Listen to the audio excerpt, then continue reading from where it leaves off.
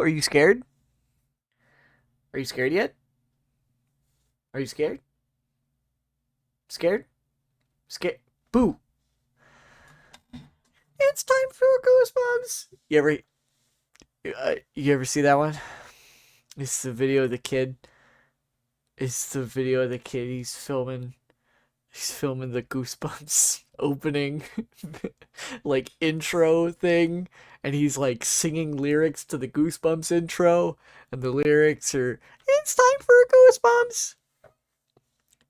It's time to get scared." Love that video. I I fucking love that shit. That's awesome. Anyway, hi chat. It's time. We're here. We're playing today some more Scarlet Hollow. Um, I curse the day that this game was recommended, and that the day that I played it, because now, I think I'm a little bit obsessed. Like not in like I'm like I have to play more of this, like or that like I think it's uh like taking up my days, but just like this has probably been my favorite game that we've played so far for the Halloween season, if that makes sense. Like this game made me feel dread and made me scared, but then also is like very didn't it hasn't pissed me off yet. If that makes sense. Like, I feel like there have been a couple of games that I've played that are horror based, but part of like, what have we played so far for October, actually? Now that I'm thinking about it. Because I don't think we've actually played that many horror games. Oh, actually, I enjoyed The Room. That one wasn't very scary, though. Oh, wait. I say that Is This Game Trying to Kill Me was so good. What a great little puzzle game. I take that back, actually. Neither of those games pissed me off. I feel like there have been a couple of games that I've tried recently that have been really fun concepts, but then getting into the actual gameplay of them, they kind of just didn't click with me. But Scarlet Hollow, I mean, it is a visual novel. So it's not necessarily like the most difficult game to play. Uh, but I was a little bit worried going into it that the amount of reading wouldn't keep me engaged. Except that like the writing is really solid and the mystery is really interesting and the characters have been very well written so far. So like it actually has very much kept me engaged, which is very, very nice. Uh, I will say that is a testament to how interesting and how well written the game is, that it keeps me involved, because like I there is visual novels are really, really difficult, in my opinion, to pull off and make really good, because like it requires one, you to be really good at writing. Like you have to actually be very good at writing to do a visual novel. Um, and two, your player base has to be able to have patience and read. So like if the wrong people are playing your games, they're not going to enjoy it. Uh, like, which is why I find it so interesting when visual novels do get super popular. Things like Doki Doki Literature Club. Like, it's crazy to me that that game is popular, because it is not a particularly like um visually interesting game. It's dialogue and characters standing in front of you, and yet it keeps you entertained. Same thing with Scarlet Hollow. It's crazy to me that it's captured me so thoroughly, despite the fact that it's literally me sitting here reading text. I think I was either Mal last stream said it really well, of like, I forgot that this game wasn't voice acted because I'm so used to like somebody reading it, and in my head I'm like, oh, it's me doing the voices, but I can hear them in my head in a way that makes it narrated for me. It's I don't know how to explain that. That sounds absolutely insane when I say it like that. Anyway, a little bit of updates for this week. We will not be streaming on Saturday. Carson and I really, really wanted to find time to record more Birth by Sleep Let's Play stuff. So I've decided to, instead of streaming Saturday night, we will instead be recording some stuff. So no stream Saturday night like we had hoped, or like I'm sure some people had hoped. But it's fine. We should still be able to fit in. Oh man, I think we've got Stardew Valley this weekend. And then next Wednesday, we'll probably play more Scarlet Hollow, if I'm being honest. But that means that I think that means that next Wednesday will actually be the last, like October stream. Because then Saturday is the 1st. And maybe I might still try to do something horror themed on the 1st. But we are coming to the end of this October. And I think it's been pretty successful so far, if I'm being honest. I probably could have done something on Sundays instead of Stardew Valley, but I'm so glad I got you hooked on this game. It's that good shit. I'm very, very excited to play more of it. In fact, I'm probably just gonna hop right into it here in just a second. Like, I don't feel like taking too much time to do updates or anything. I have played, last night I started playing Psychonauts 2 because it was free for PlayStation Plus, and that's another game that has now, weirdly, it's scratching an itch that I didn't know I had. And that's the way that I would describe Scarlet Hollow. I didn't know that I was really looking for a super good visual novel, but it turns out that I was. And it's scratching that itch right now. Psychonauts 2 is doing that same thing. I didn't realize that I was really itching to play a fun platformer with some puzzle elements. But I really desperately needed it. And I'm enjoying it now that I've realized that. So, without much further ado, I think we're just going to jump right into the game. Because I don't feel like stalling any longer. We're just going to jump directly into it. Oh goodness, I ate a ton, so I'm trying not to make weird digesting noises into the mic, because that's not good audio. Oh my god. Oh. I'm gonna scoop my chair up a little bit. Yippee! Scarlet Hollow. You won't be able to save everyone. You might not even be able to save yourself. Welcome home. That does make me very worried. Can you die during, some of these... I'm gonna, try to position myself, so that way I'm not blocking the game. Not blocking the text, hopefully. So I believe our save should be, yeah, right at the chapter end. So we should just be able to jump right in. And we are going to do the recap. Oh, wait.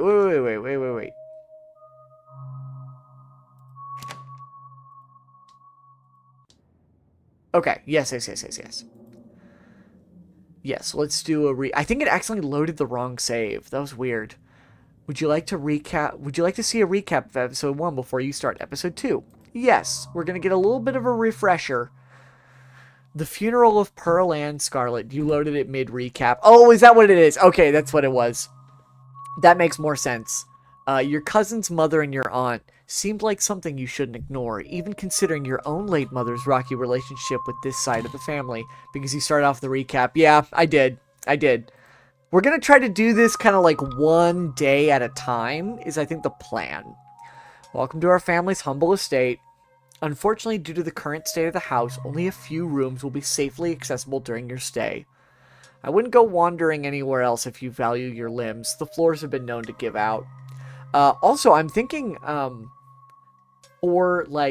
missed the first stream. Do you have animal handling? No, I don't. I have, the 2 skills that we chose were, I think, incredibly intelligent, I don't know the names of the skills. We chose super smart and super buff. So we're very strong, and strong in book, and we're very book smart. I do think that for following playthroughs, if we do another go, it probably won't be immediately after our first go. I actually might wait for them to release the next chapter and then do another playthrough. And from there, I actually think I might bring on, like, a guest to, like, basically make the choices. So that way it's not just me making decisions again. It'll be, like, them doing sort of fresh eyes, missing out on some good pug dialogue. Yes, that's, I think, going to be the benefit of potentially doing a follow-up, like, playthrough with, like, other people, you know. I think I would want to have Julie in on something like this and let Julie make decisions here and there. Could be a lot of fun. And just kind of let Julie sort of figure, like, make decisions and kind of see how we differ, if that makes sense.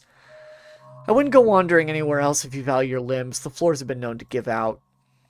The country ambiance clashes terribly with the goth woman behind the counter, who has been eyeing you with something between curiosity and dawning horror. Also, I had to show my girlfriend, Kanika, because, like, oh my god, like, amazing. She was clearly trying to say it quietly, but of course you heard her. You're the only two people here.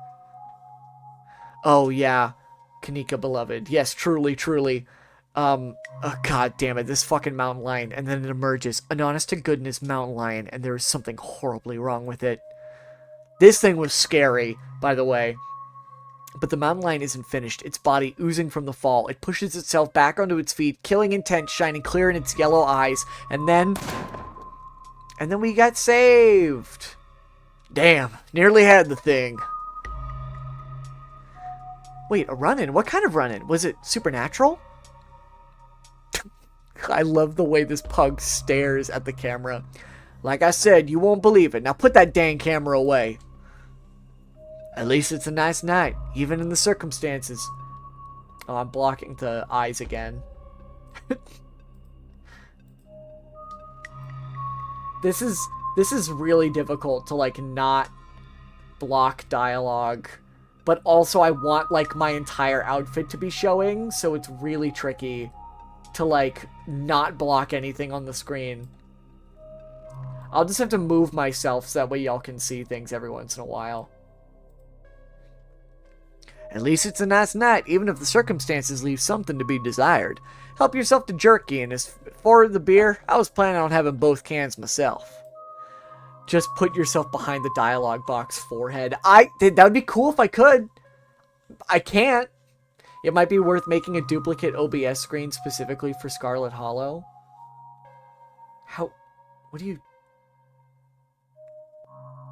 Maybe. The way you can adjust the PNG. Yeah, no, I mean, it's not that bad. It's not like I can't just move it around. It's fine. But I suppose I can be convinced to spare one. Duke grapples with the thing as it grabs at his shotgun, pushing the barrel out of the way as it grasps for Birdie with oddly jointed limbs, while Stella stares in shocked silence, as if paused, watching as the other creature attempts to wrestle Gretchen into the darkness, her desperate cries going unheeded. This made me viscerally upset, watching this poor dog get grabbed by this weird fucking thing. Its flesh is doughy and structureless, like a loosely packed sausage. Your foot leaves an imprint in its chest, and it stumbles back, clutching at the odd wound. Your aim is flawless, and it strikes the creature square in its wretched face, lodging itself in its flesh. It scrambles back, its movements uncoordinated in its blindness, leaving Gretchen unharmed. Oh yeah, this fucking thing happened too. Your cousin reaches for the headlights. It's a good thing you were so strong and powerful. It is. It's so good. I'm really dreading the future decisions that I might have to come across with the fact that I only have 2 skills. Rachel, welcome home. The figure steps out of the light, disappearing back into the darkness of the woods. From the relative safety of your cousin's uncomfortable guest bed, the events of the past evening seem like something that happened to someone else, though you can still clearly picture the terror you felt in those moments. For now, you're safe and you're warm.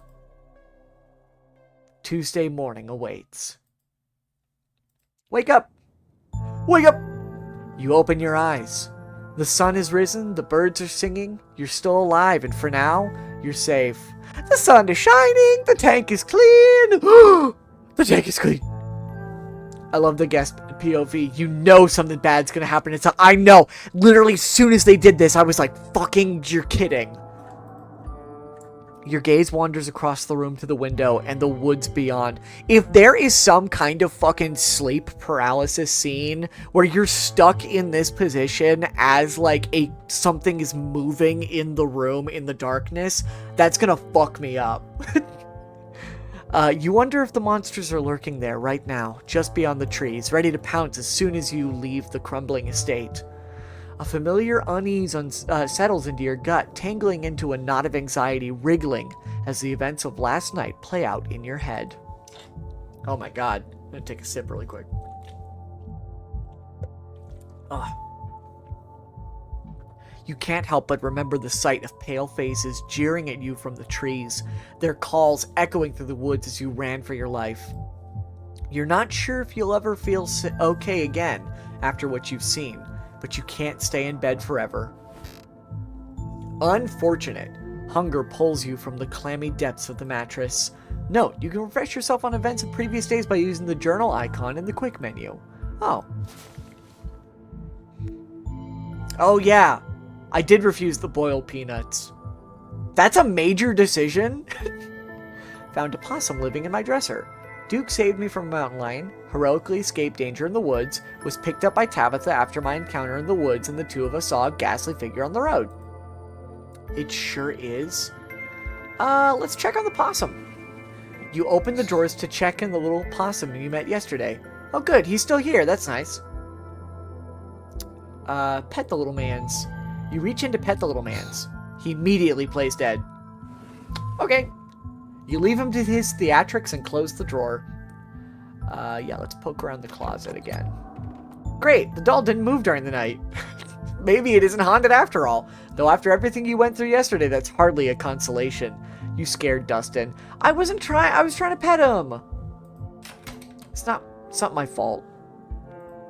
If he didn't want me to try to pet him, he shouldn't look so petable. He's not dead. He's playing dead. He's not dead. I did not kill the possum. Look out the window. You creep towards the window, careful not to be seen by whatever might be lurking in the garden. For a second, you thought you saw movement. It could have been an animal. It could have been something else. Whatever it was, it's gone now.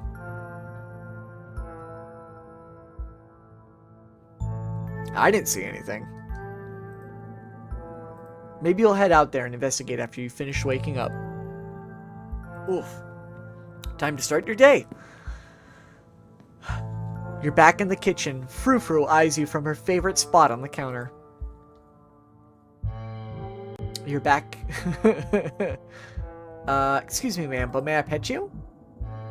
May I pet your beautiful fur? Part of you hopes that flattery might win her over, as silly as that may seem. You are, after all, talking to a cat. Frou-Frou merely flicks her tail faster. Doesn't look promising. Hey! You sure took your time getting up. It's like 8 a.m. Is that late? It's late for someone who was supposed to be at work half an hour ago. Like me. I don't want any repeats of last night. From now on, no running around in the woods after dark. It's dangerous out there. You could fall down a cliff. You could get stuck in a hidden cave somewhere. You could get lost in the woods and never be found. Just because nothing happens here doesn't mean it's safe. I want you home by sunset from here on out. What is up with you and Stella? Are you done petting everything in my house? I didn't pet the cat. I asked to pet the cat. We just have a history, that's all. I don't need to explain myself to you. Aren't you the boss? How can you be late? How can you be late to work if you own the mines? Just because I own the mines doesn't mean that I don't have responsibilities. If I'm late or if I don't show up, then things aren't done right.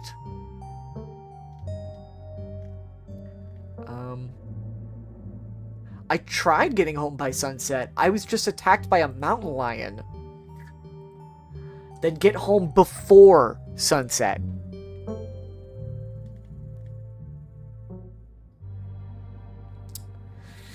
I'm sorry about last night. I had no idea what was going to happen, and I didn't think I'd worry you like that. Good. Glad we're on the same page. Oh, she did the smile. Ugh, that smile. Just take it in. Jesus. I'm late enough as it is. I'm going to work, and I expect to see you here at sunset. Tabitha takes a few steps towards the door. Sunset. Your cousin huffily exits the kitchen. Her footsteps fade down the hall, ending in the characteristic creak, then slam of the front door as it opens and closes behind her. Once again, you are the only human in the estate. A text from Stella. Hey, hope you're holding up okay, or as good as you can with all the stuff we saw last night. She smiles like Mr. Boss from Smiling Friends. She fucking does. Well, I guess I'm oogly goo.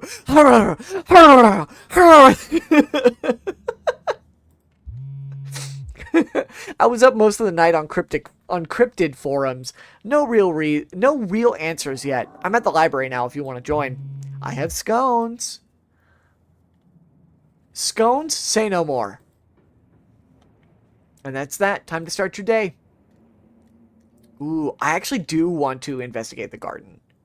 As your eyes wander to the garden door, you shudder, remembering the brief glimpse of something you saw from your upstairs window. Oh, this is gorgeous. Oh! As a friend. Hello. Are you also a possum, or are you another creature? It's hard to tell. You're so small. It's probably just a raccoon, but the uncertainty of what you saw gnaws at you and compels you to investigate, if only to prove that it was nothing. At the very least, you don't see anything now. Investigate further. This is an absolutely gorgeous, like, garden statue thing. I'm, like, staring at this entire thing, like, is there something here? Are there eyes? You wander farther into the garden, trying to pinpoint the spot where that thing had been lurking, if indeed there had been a thing to begin with. Take it all in. The garden is peaceful, but undeniably eerie. Here, more than anywhere else, you're surrounded by the ghosts of what this place used to be. A greenhouse sits in the midst of this overwhelming greenery, unreachable from years of neglect. Its glass, clouded and cracked, statues reach out from within seas of weeds, as if begging to be rescued. And most strikingly, behind a pair of rusted metal gates, at the very peak of the mountain, sits a graveyard. You can just make out a few of the headstones, the scarlet name carved deep and proud into their faces. You notice what a good view someone would have of your window if they stood where you're standing right now. Check the ground for clues! You crouch down, pushing aside the greenery to examine the soft earth. A boot print. A big boot print, and what looks like some kind of viscera. Your thoughts turn to the specter from the night before. You snap a quick photo, just in case it comes in handy later. Ooh, we could text it to Stella. Text it to Stella. You send the photo to Stella. Look what I found in the garden across from my window. No way that's Tabitha-sized. Spooky! You head back inside. Time to figure out what to do with the rest of your day. No,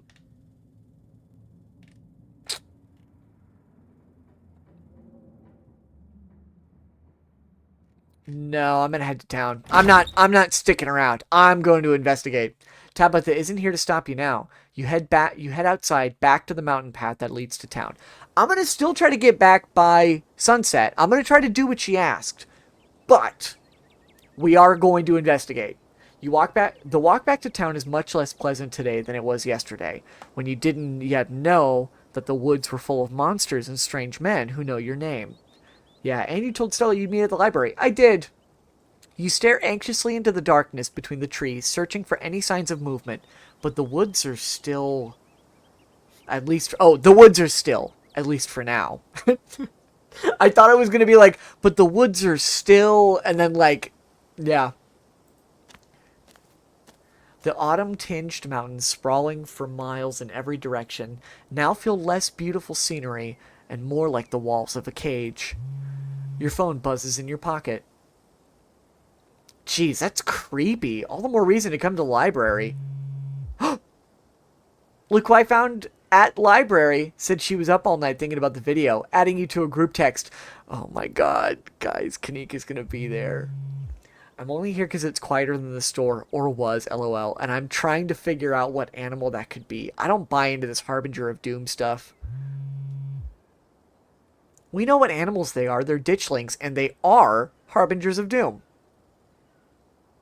Ditchlings? Sounds like they're having fun.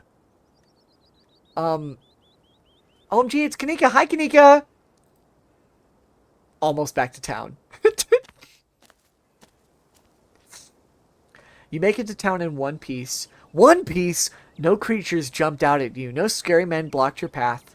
The sight of the other people was comforting, helping you forget the things you've witnessed as if they happened to someone else. Oh, hey Rachel. We were just talking about you. I stopped by Sybil's to pick up her new tea blend, and well, you're the biggest thing to come into town since the coal mine. Folks have been absolutely buzzing about you. I'm Sybil. I run the tea house. I believe you met my daughter's friend, Stella. You went out with her last night, right? Did something happen out there? She barely even waved when she walked by.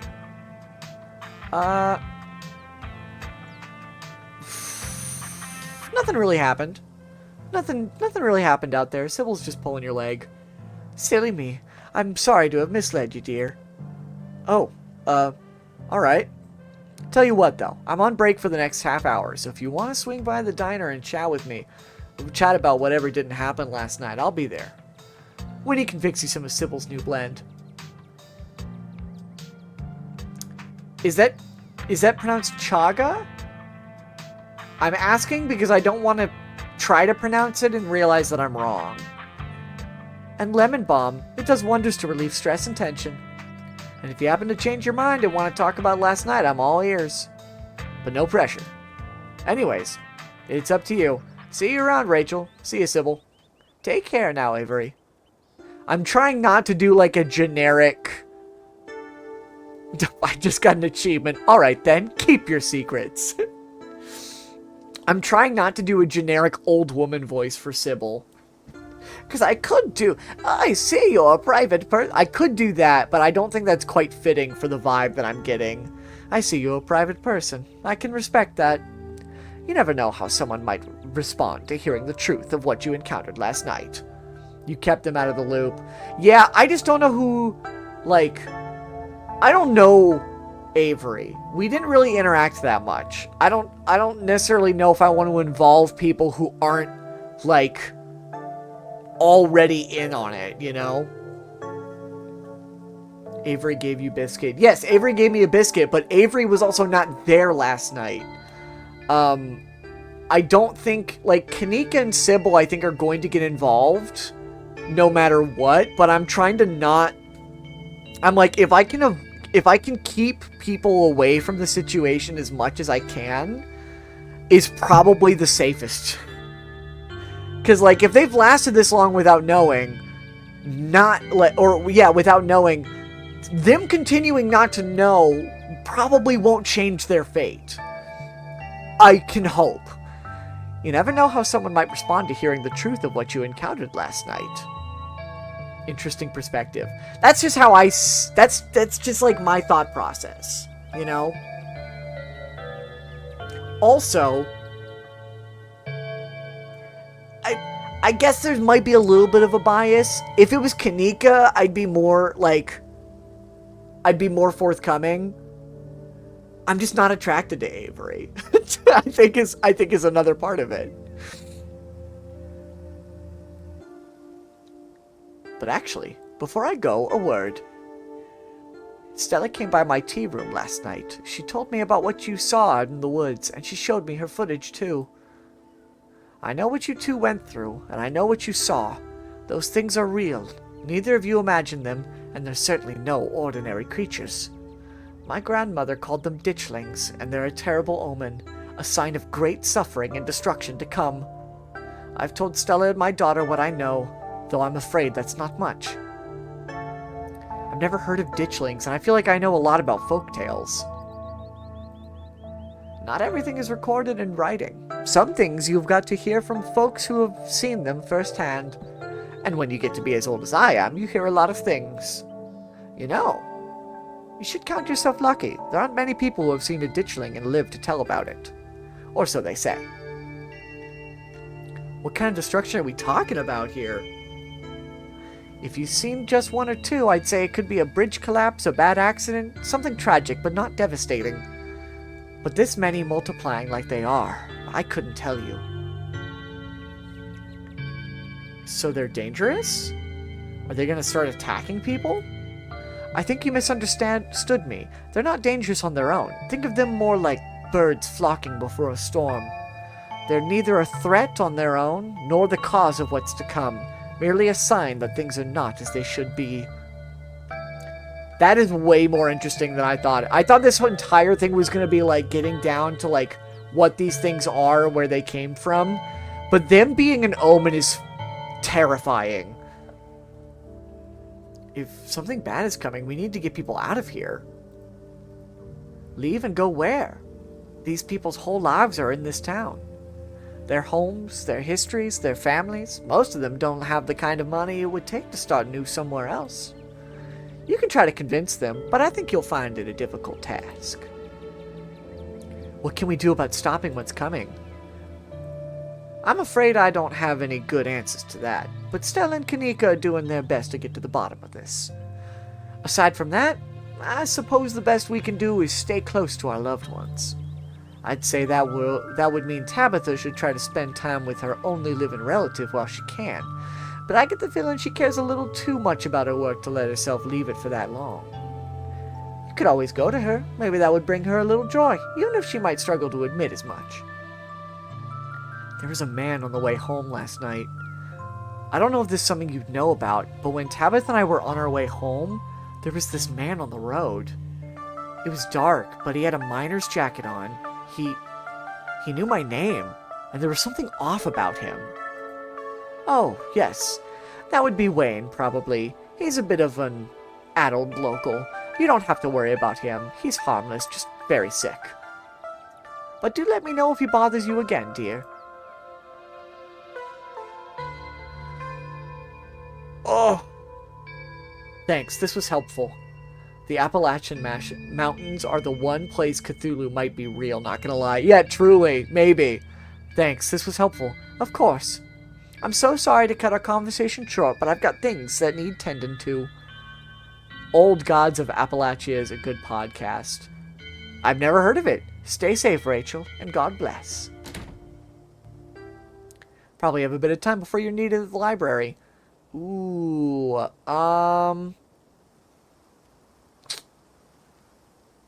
if Kanika's at the library, who's at the general store?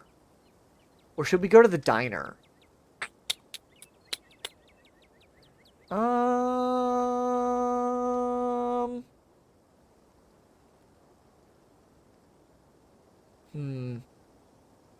So if I go to the diner, I'd be talking with Diner's Avery, who you said you were trying to keep out of it. Yeah.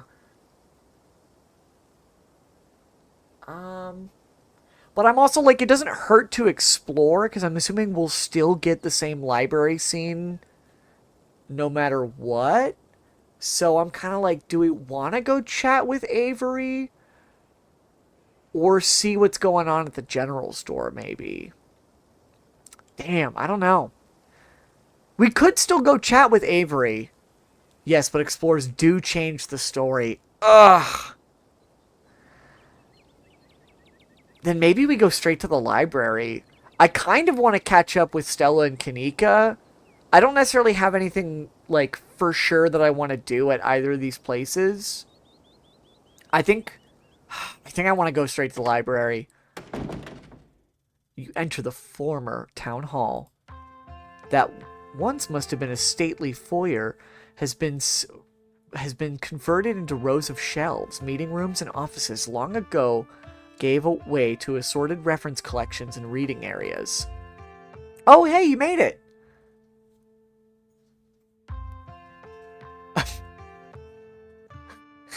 Settle in with Stella and Kanika. You head over to Stella and Kanika's table and settle in. Hey, Stella. Hey again. Stella filled me in about last night. You look tired. Yeah,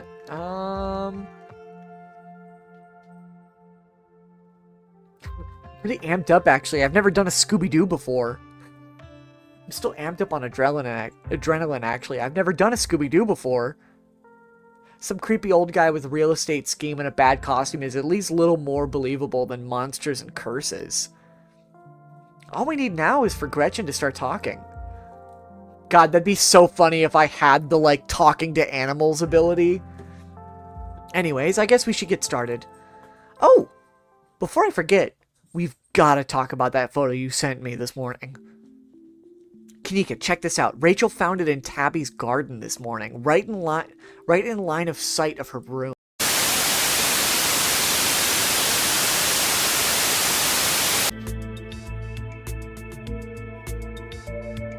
Whoa, look at that! Is that Kanika's laptop? That's, really concerning. Let us know if you need somewhere else to stay. I wonder if there's any connection between him and what happened in the woods last night. Are we talking about the dog staring? Is really funny. It reminds me of, I'm like waiting for them all to stare at me like in that Halloween episode of Smiling Friends. Oh, did the stream go down?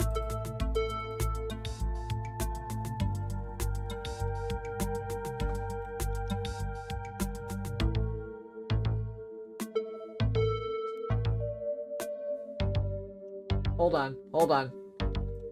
Oh my god. Hello? I think stream had a blip. Yeah, god damn it. If my internet goes out again, I'm gonna be so fucking pissed. That was really concerning. Because the timer hasn't started over for me. It didn't say it was like disconnected, but I looked over at my channel, my stream manager, and it does look like it did go down very briefly there. Let me try reloading it really quick.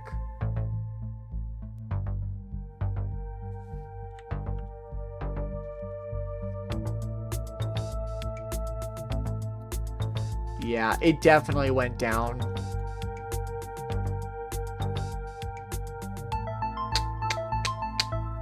God, that is frustrating.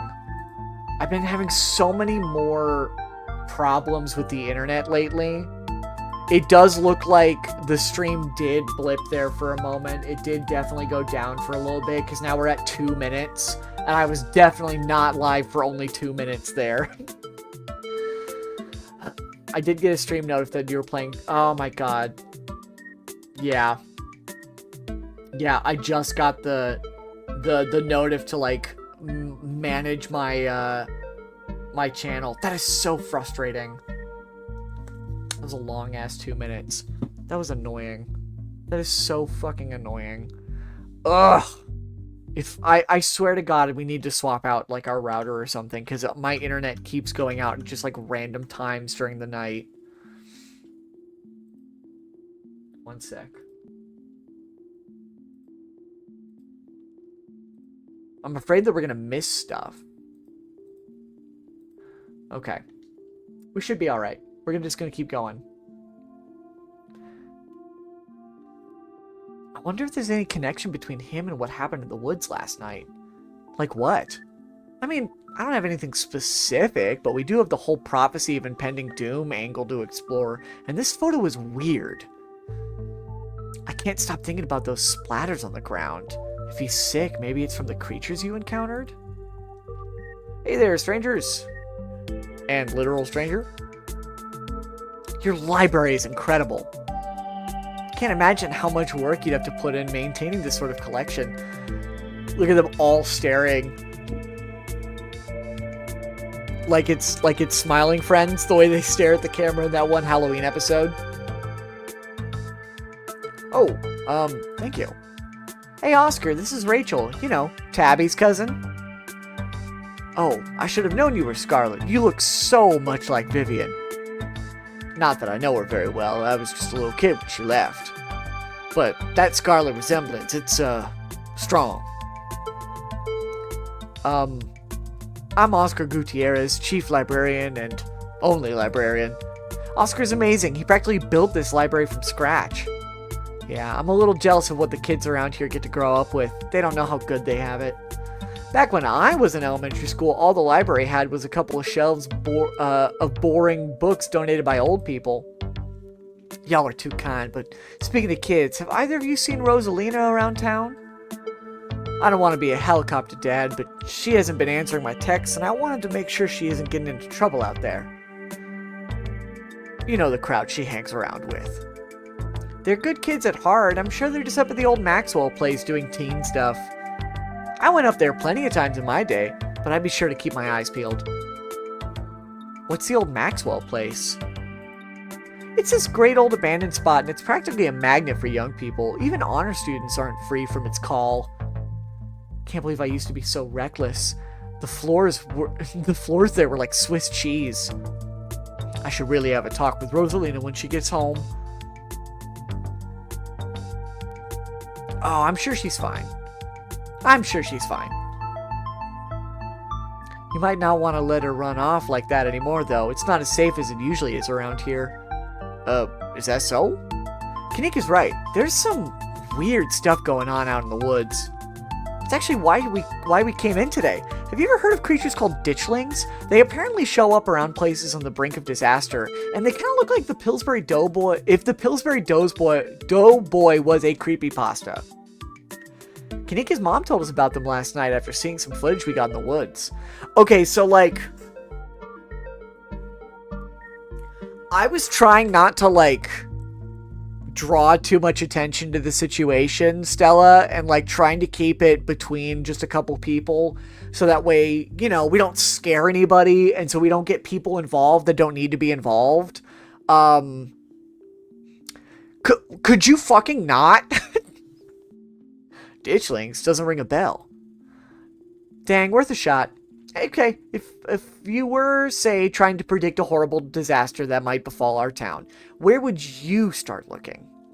Well, they say history repeats itself, so I'd probably try and figure out what sort of disasters this region typically falls prey to.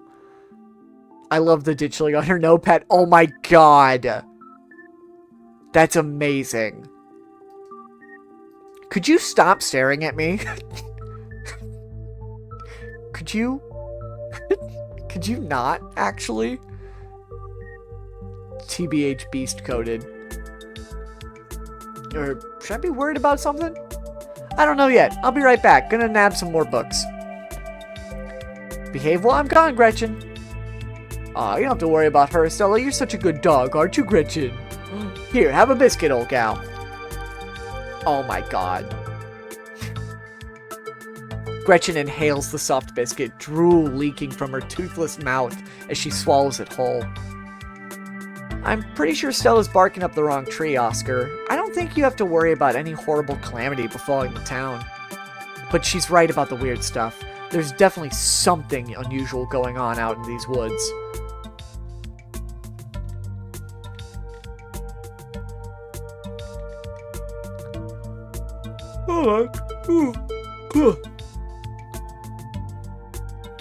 It's nothing that we can't get to the bottom of. I'm gonna try calling Rosalina again. I'm sure she's fine, really. Is the back of his phone case a library like sign out slip for like a book? Do you see that? I can't quite tell what the back of his phone is supposed to be, but that's awesome if it is. Rosalina's a smart kid. She knows better than to go around getting into trouble, and we'll make sure we keep our eyes peeled. Rachel, if you see a 13-year-old girl with a black braid and glasses, would you let her know her dad is worried about her? It's definitely like writing on paper for sure. Oscar anxiously wanders off, phone in hand. Got him! Just grabbed a whole mess of local history books. Stella sets a massive pile of books on the table and pulls up a chair. Alright. This is going to be so much faster for the two of you to help out. Got our snacks, got our books. Let's get this research party started.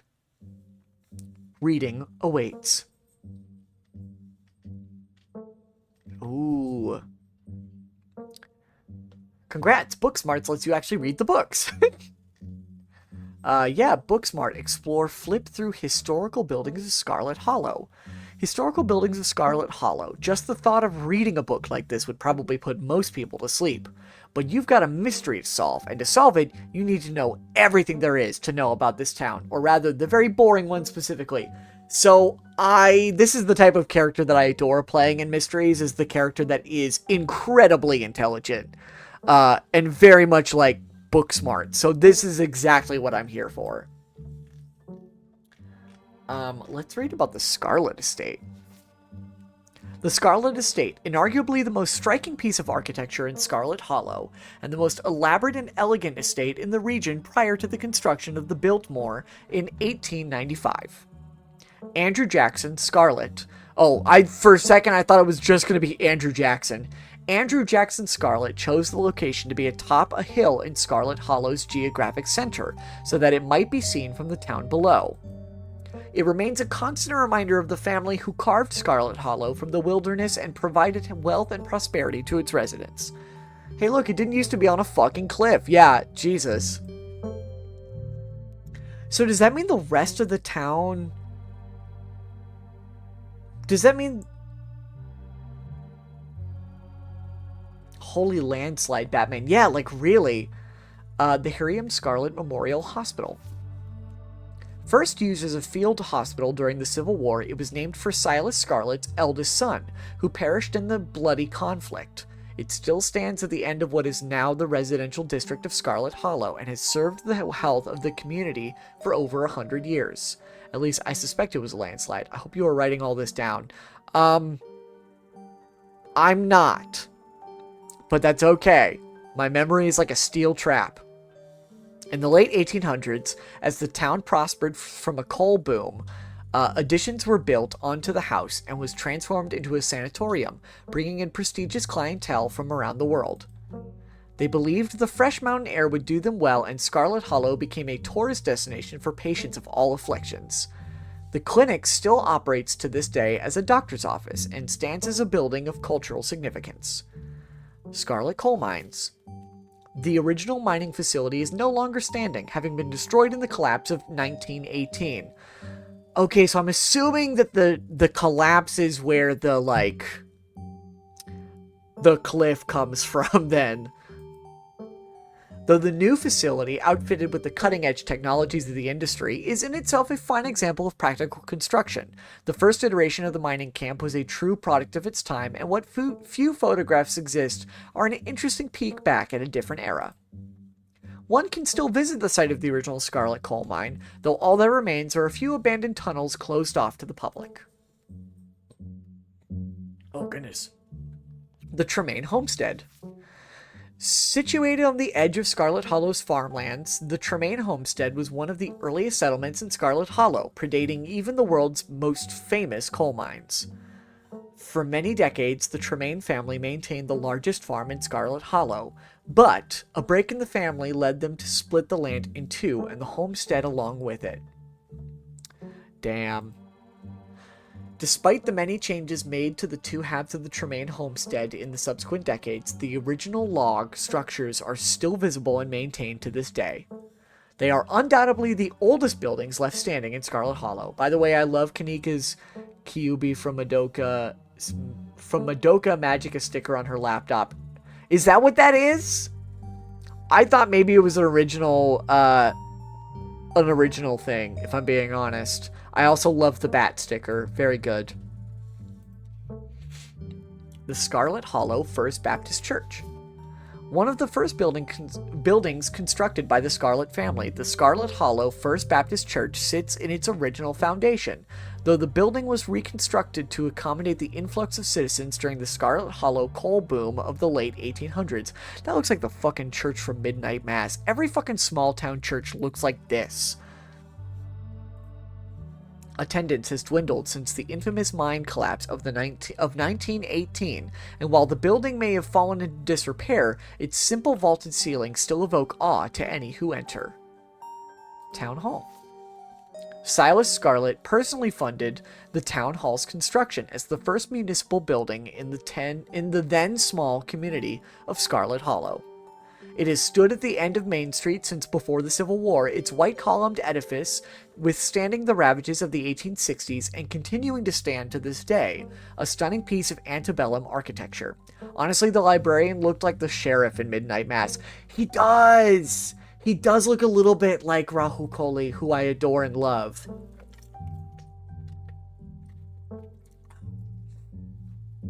After the town of Scarlet Hollow switched to a dog mayor system of governance, they've got a dog for a mayor? Gretchen, did you hear that? You're a shoo-in! Dog mayor system of governance in the 1920s, the building has been put to different use, though the upstairs still house the town archives and a special ceremonial office for events with the mayor. So the mayor of Scarlet Hollow is a dog. Dogs can vote? I think dogs should be able to vote. I want to flip through The Veins of Scarlet, a history of the Scarlet Hollow coal mines. Forced into retirement at age 50 due to war injury from his time in the Indian Wars, exacerbated by his short stint serving as a captain in the Confederacy, Silas Scarlet, that sucks. It was dawning on me as they were talking about the Civil War, and I was like, oh no, this is like a small southern town. Oh god. Please don't tell me. Yeah, okay. Alright, Silas Scarlet also lost his eldest two sons in that bloodiest of wars, leaving his third eldest son, Andrew Jackson Scarlet, to take charge of the mine. Under his leadership, the mine prospered, undoubtedly in part due to the growth of the railroad industry.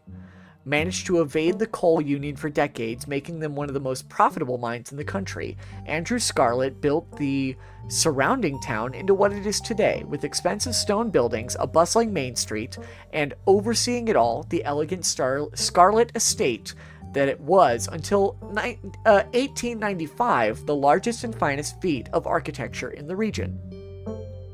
Culminating in the tragic collapse of 1918, it was found that Charles Shaw, the co-manager of the mine, had loosened security measures to increase production during World War I, resulting in a fatal collapse and the death of over 160 men and boys, some as young as 10.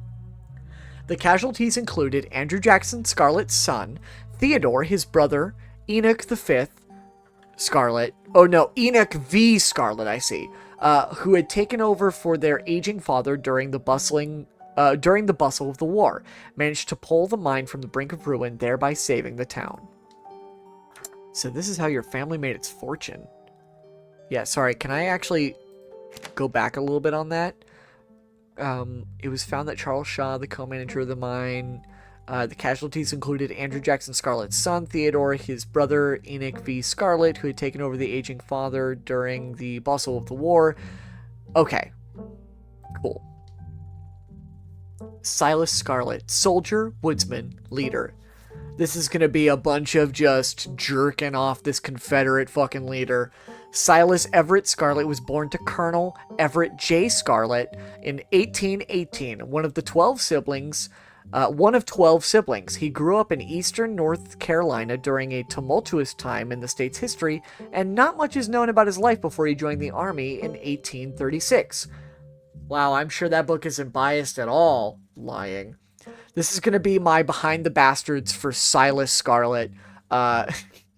He quickly rose through the ranks in part due to his father's connections, but also due to a particular ruthlessness, for which he received the nickname Bloody Silas Scarlet. The federal government granted the now Captain Silas a tract of bounty land in exchange for his service in the Indian War, and he settled into the hills of North Carolina in 1841. That land would become Scarlet Hollow. But it started as a simple log cabin built by Silas's own two hands, occupied by his family of 10, Silas, his wife Mary Joseph Scarlet, and their 8 children. Logging business brought many workers and fellow landowners to the hills, but it wasn't until Silas discovered rich seams of coal running underneath the entire region that Scarlet Hollow was really put on the map. He saved what he could and bought the surrounding hillside at a great discount, cleverly hiding that he knew about the land's true value. Thus, he had all the resources to found Scarlet Hollow's now famous coal mine. That's really sketchy, dude. You're finished with this one. Yeah, I'm done with that. Real estate fraud. Truly, actually, like, just straight up. Appalachian folk monsters. What a way to butter that one up. Yeah, Jesus. A few entries catch your eye. Mothman.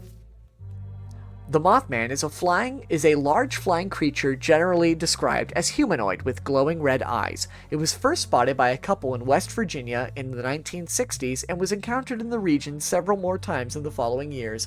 Mothman! Mothman! The Silver Bridge collapse of 1967 has been linked to a series of Mothman sightings, and it's said the presence of the creature served as some sort of omen or was a catalyst that led to the disaster. This has since become an important aspect of Mothman, with sightings of this cryptid often taken as a sign that some great misfortune is soon to follow. I love Mothman. Mothman's awesome. Oh man, we get to read about so many fucking things. I'm so excited. There's no need to... Mothman, there's no need to feel down. Mothman, pick that man off the ground. Though the Pine Barrens, the place where this creature is said to have been born, are far from the Appalachian wilderness, sightings of the Jersey Devil have been documented all throughout the forests of the eastern United States.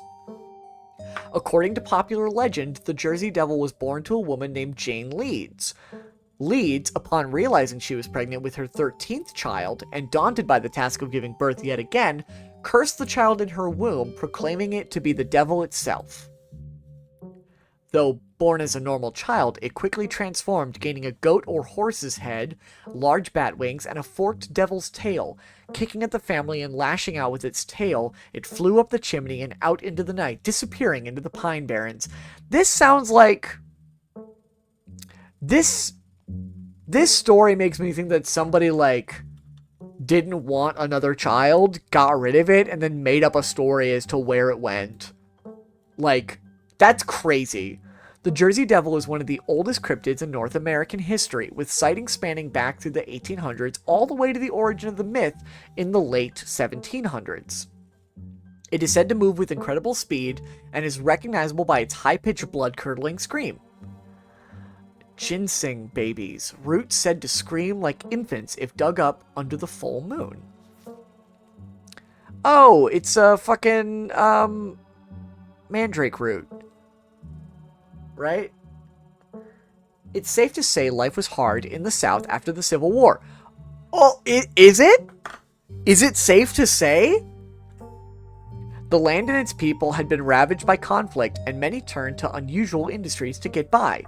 One such industry was that of ginseng diggers, or sang diggers, as they were colloquially known, who eked out a meager living for themselves by digging up and selling wild American ginseng. Ginseng? One of my favorite theories on the Jersey Devil has been Franklin trolled a dude's scene so much he said his ghost was printing copies. What the fuck was it? What the fuck did you just say to me? Hold on. Was Ben Franklin trolled a dude's zine so much he said his ghost was printing copies? What the fuck? Myths surrounding sang diggers were plentiful, but most prominent among them was that of the ginseng baby. It was said that if you dig up a ginseng root from the night of the new moon, it will cry like an infant and leave blood in the earth when it's torn free. The parallels to European mandrake myth are clear, and it can be assumed this myth arose from cross-pollination from European immigrants. But perhaps on the night of the new moon, you should go out and dig up a ginseng root and see if it cries, and check the earth for its blood. For it could be that the myth spread not through legends passed down through immigrant families, but from the unsettling experience of these Appalachian foragers. I mean, this is a pretty, easily proven thing, right? Literally just wait for a new moon and dig up a ginseng root. It's not that... you can test that. You can check. The Bell Witch, a particularly violent haunting in Tennessee. Whoa. One of the most famous hauntings in North American history, the Bell Witch was a strange entity that plagued the citizens of the Red River region of Tennessee in the early 1800s. Many strange phenomena have been attributed to the witch through the years, but the most famous was the haunting of the Bell family. It started out as a fairly typical haunting with unnatural sounds echoing throughout the house after sundown, the appearance of a strange mammal that no one could identify or capture. Unlike other hauntings, these acts quickly escalated to attacks on the family, and in particular the daughter, Elizabeth Bell. She was constantly covered in bruises from the spirit's abuse. Huh. Was she... That calls into question quite a bit. The spirit could frequently be heard speaking through the walls, its disembodied voice mocking the family and any visitors, and it eventually escalated to giving full-blown hallucinations to the dwellings in the Bell house. Though this haunting ended in the early 1800s, its activity continued in the region for many decades. It could be that the entity known as the Bell Witch may still dwell in the Red River region to this day. Okay, Hopkinsville goblins, small silvery creatures that besieged a farm in Kentucky. Whoa, a little guy. The Hopkinsville goblin case was a supposed close encounter with extraterrestrials in the 1950s near Hopkinsville, Kentucky. During the incident, 5 adults and 7 children arrived at the local police station claiming that a group of small chrome creatures had besieged their farmhouse for hours. When police arrived on the scene, they found bullet holes and spent shells, but little else in the way of evidence. Skeptics suggest the family had simply misidentified a group of great horned owls. Even so, the incident remains one of the most thoroughly corroborated and documented cases of extraterrestrial contact. Jesus Christ. I feel like my entire mouth is like... Blah, blah, blah. Hold on. Ugh. Red leather, yellow leather, red leather, yellow leather. Wumpus cat.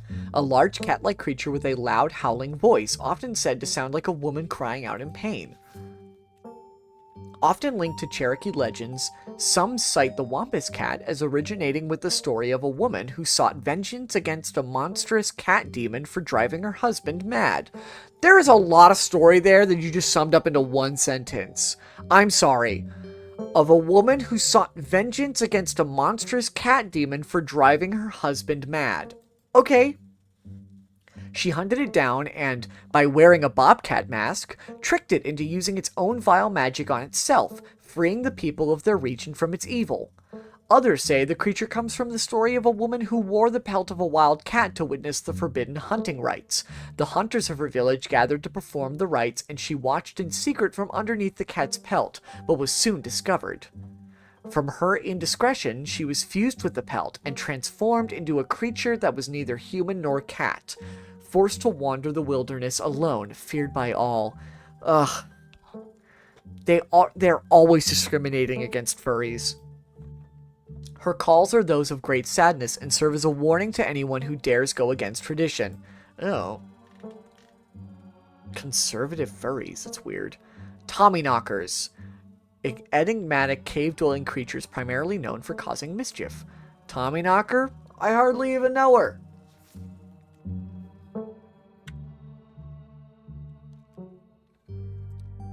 Thank you. Alright, you can stop. Stop! Tommyknockers originated in Cornish mythology, spreading to the United States when Cornish immigrants began working in Appalachian mines. They're named for their knocking that can be heard from seemingly within the walls before a cave-in. According to some, the knocking serves as a benevolent warning. Others believe that the creatures take stolen hammers to the supports of mines and collapse them on whoever is unfortunate enough to still be inside. They are traditionally thought to be impish, leprechaun-like beings, but some claim they are the spirits of dead miners, forever cursed to haunt their final resting place. Talipo. Oof, a small creature with a long tail and wide yellow eyes. Oh, goodness. There was a hunter who lived, I'm talking real Tommyknockers, real Bama Jongolows, real fucking stupid. There was a hunter who lived in a tiny cabin in the middle of the woods, all alone with his hunting dog. One night, after a particularly bad week of hunting, both their stomachs empty, the hunter spied something out of the corner of his eye. Telepoo time! Whoa. Some small creature had gotten into the cabin through a hole, and before he could even figure out what it was, he'd drawn his gun and fired at the thing, his hunger guiding his actions. But it was quick, and ran through its hidey hole and out of sight, leaving only its long black tail shot off by the hunter's rifle. "Guess this'll have to do," he said to his dog, and threw the tail in a pot to cook a soup. He and his dog ate well that night, the tail filling them both up. The hunter crawled into bed, satisfied, and his dog curled up at his feet. He woke up to the sound of long nails scrabbling across wood. His dog was nowhere in sight, only a rumpled spot on the covers where he'd been, and in the gloom he saw two big yellow eyes staring right at him. "I want my Talipo." A high, hoarse voice croaked from the darkness. "Go away!" he screamed at the thing. But it stepped closer to him, still shrouded in darkness, the sound of long claws dragging across hardwood accompanying its movements. "I want my Talipo!" The creature growled again. "I'll get my dog after you," the hunter squeaked, his voice catching in his throat with fear, but there was no dog to be seen. "I want my Talipo!" Before the hunter could so much as scream, the creature leapt from the darkness, long claws stretched out towards the hunter. No one is sure what the creature did to him that night, but the next morning, all that remained of the hunter, his dog, and his cabin was a chimney, standing alone in the woods. What the fuck? You close the book and put it back. I think I'm all done. Let's check in. Whew, that was a lot of reading. And not the normal kind of reading. Like, we were actually reading. Alright, if we're going with Kanika's mom told us last night, I think we can rule out any natural disasters as what brought the ditchlings here. I feel like there were more books than usual. I did get some extra stuff as Booksmart. There were some options in there that I don't think you get if you're not Booksmart. But not nuclear incidents. Looks like our state has a history with those. What about y'all? Find anything? Oh! That cat is so handsome. Yeah, I think they updated the library section with new stuff. Before you can respond, a handsome black cat leaps onto the table. Almost on instinct, Stella slams her book shut. Oh, hey, Pixel. You might want to close your book. He loves to rip out any paper he can find. Yeah, this cat has the biggest shit-eating grin on his face. Are you kidding me? Don't worry, little guy. I didn't forget your treats. Pixel immediately goes to town on Stella's treats. Sorry if Pixel's bothering y'all. Hopefully he hasn't gobbled up any of our books. He can't stand the thought that people might pay attention to anything that isn't him. Why do you let a paper shredder freely wander a library? Have you seen this little guy's face? How could I say no to that? Show us Pixel. Hey, Pixel! Hey, Pixel! I love the way Gretchen is, like, now nervously staring at me. That's hilarious. You decide to leave Pixel be. The cat curls up on the table, fast asleep. Oh my god. This is awesome. Alright, I better get back to shelving. Let me know if y'all need anything.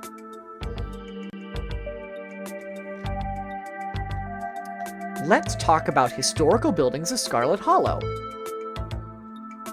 Alright, let's talk about historical buildings of Scarlet Hollow. Look, the way that they are just staring at me like, what the fuck? That's the most boring thing you could have said. Oh my god, you read that? That book was assigned as punishment if we misbehaved in school. It's an excellent sleep aid. NyQuil and melatonin have nothing on historical buildings of Scarlet Hollow. Rumor has it that nobody has read it cover to cover. You guys are missing out. That's one of my favorite books here. Such rich history. Guess we're just kindred spirits, Rachel. Har har. Yeah, I read the boring book. We meant that as a compliment. Yeah, getting through that text is a testament to your iron will and steel eyelids. Was someone going to tell me that the mayor is a dog? When was someone going to tell me that the mayor is a dog? Darn, I was hoping it'd be a surprise. Scarlet Hollow hasn't had a human mayor since the 1920s. Yeah, if you're hoping the mayor might be able to help us out here, you're out of luck. What happened to the estate? At some point, the hill was built on started falling apart. I think it's pretty stable at this point, though. Is it? Stella, you've seen the place. And half of it is still mostly okay. Why don't people go to church here?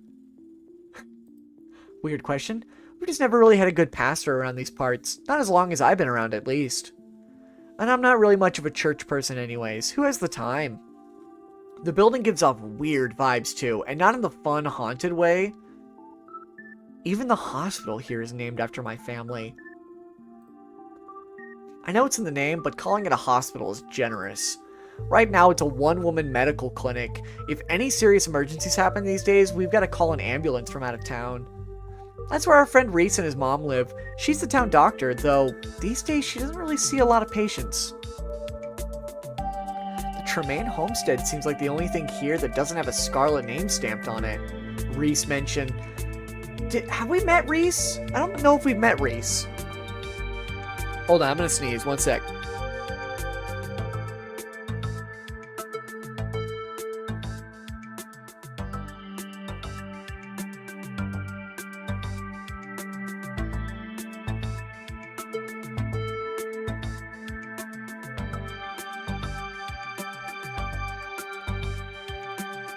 Yeah, I think they've been around these parts even longer than your family. Though they're like the Tremaines, they're the Tremaines and the Calloways now.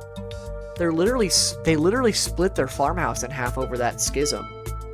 Duke's actually on the Calloway side of the family. I was about to say Duke's last name was Calloway. About the coal mines. So about the coal mines here. Kanika visibly shudders. I get cold sweats just thinking about being in a place like that. I feel for the guys who work up there. I could never. Speak for yourself. I love a good crevasse.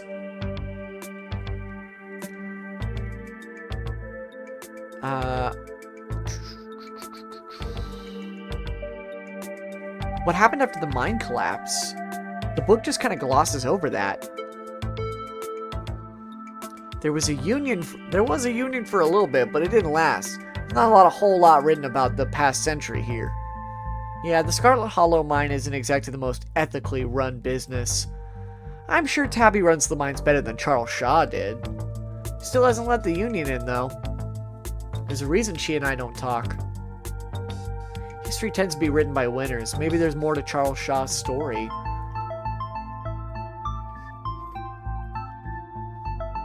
Maybe there's more to Charles Shaw's story than these dusty old books are letting on.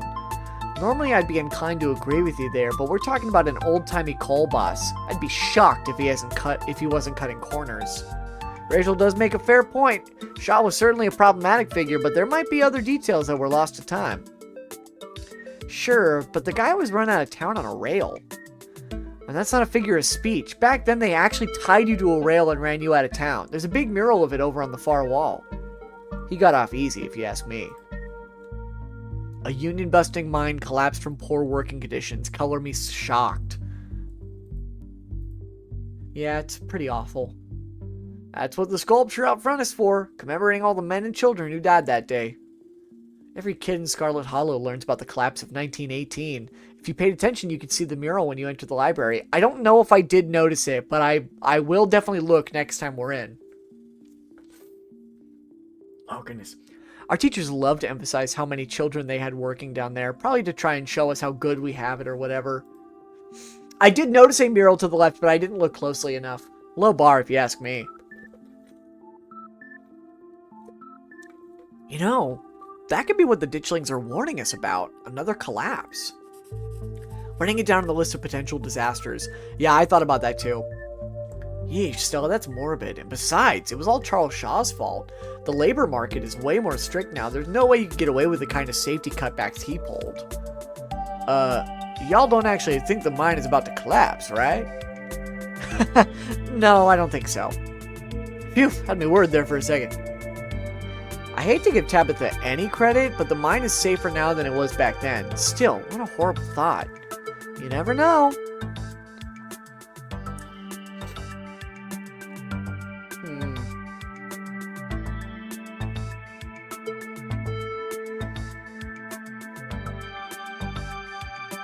I'm not sure I agree with the collapse angle, but the mines seem important. The whole town is built around them.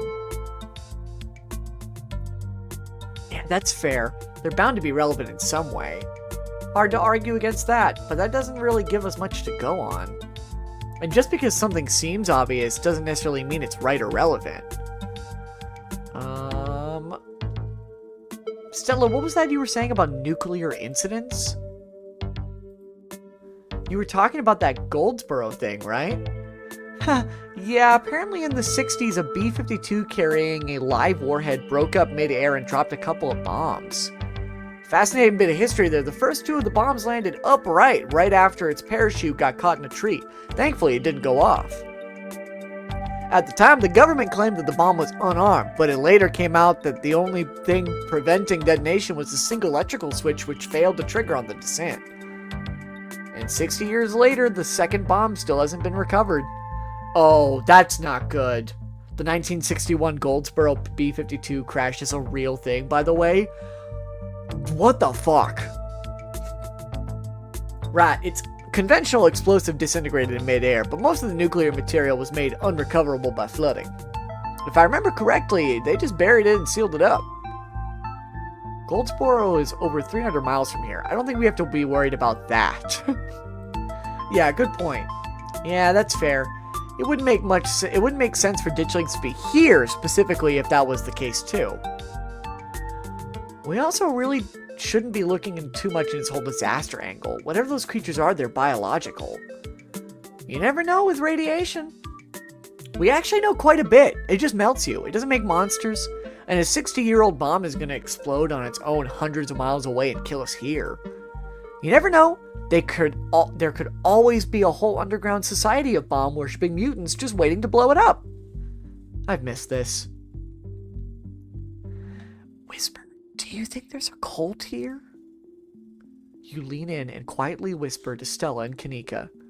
Do you guys think there's, like, a cult here? Maybe the ditchlings were, like, summoned as part of a ritual or something like that. I'd assume the spiral we found was some sort of nest made by the ditchlings, but yeah, maybe it had cause and effect backwards. I'm writing it down. It's much more likely that thing was a nest than some sort of magical ritual site.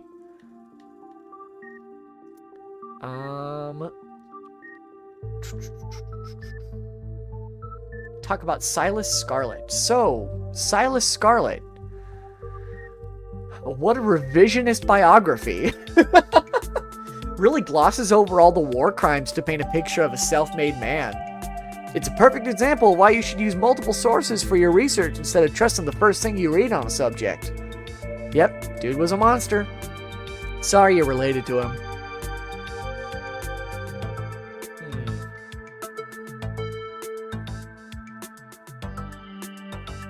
He seems like a terrible person, but I don't see the This town is stuck in the past and built on atrocities. It's already practically collapsing onto itself. No offense. But maybe that's why the ditchlings are here. None taken. Why would the ditchlings be here now, though? Scarlet Hollow has been like this for as long as I can remember. I will BRB. Alright, Hex. Have fun with whatever you're doing. Any luck with Rosalina? Not yet. I knew a teen could be handful, but I didn't think it'd happen overnight. I'll probably head out once you're all done and check in on her usual haunts. Talk about Appalachian folk monsters. Hopkinsville goblins were silvery, small, and traveled in a pack. There's a lot of similarities to ditchlings there. Those are 100% confirmed aliens, though. Unless the Hopkinsville goblins were just a couple of owls some drunk farmer saw at 3 a.m. They're not aliens. And before you say it, no, ditchlings aren't aliens either. Doesn't matter if either of them are aliens. What matters here are the similarities between them.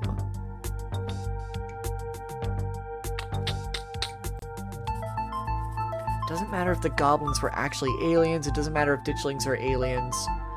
What matters here are the similarities between them. Alright, I can respect that, but even if the Hopkins goblins were ditchlings, there's not a whole lot to go on there, and that's a big if. I'd probably rule out the whole portent of doom thing. I'm already ruling that out.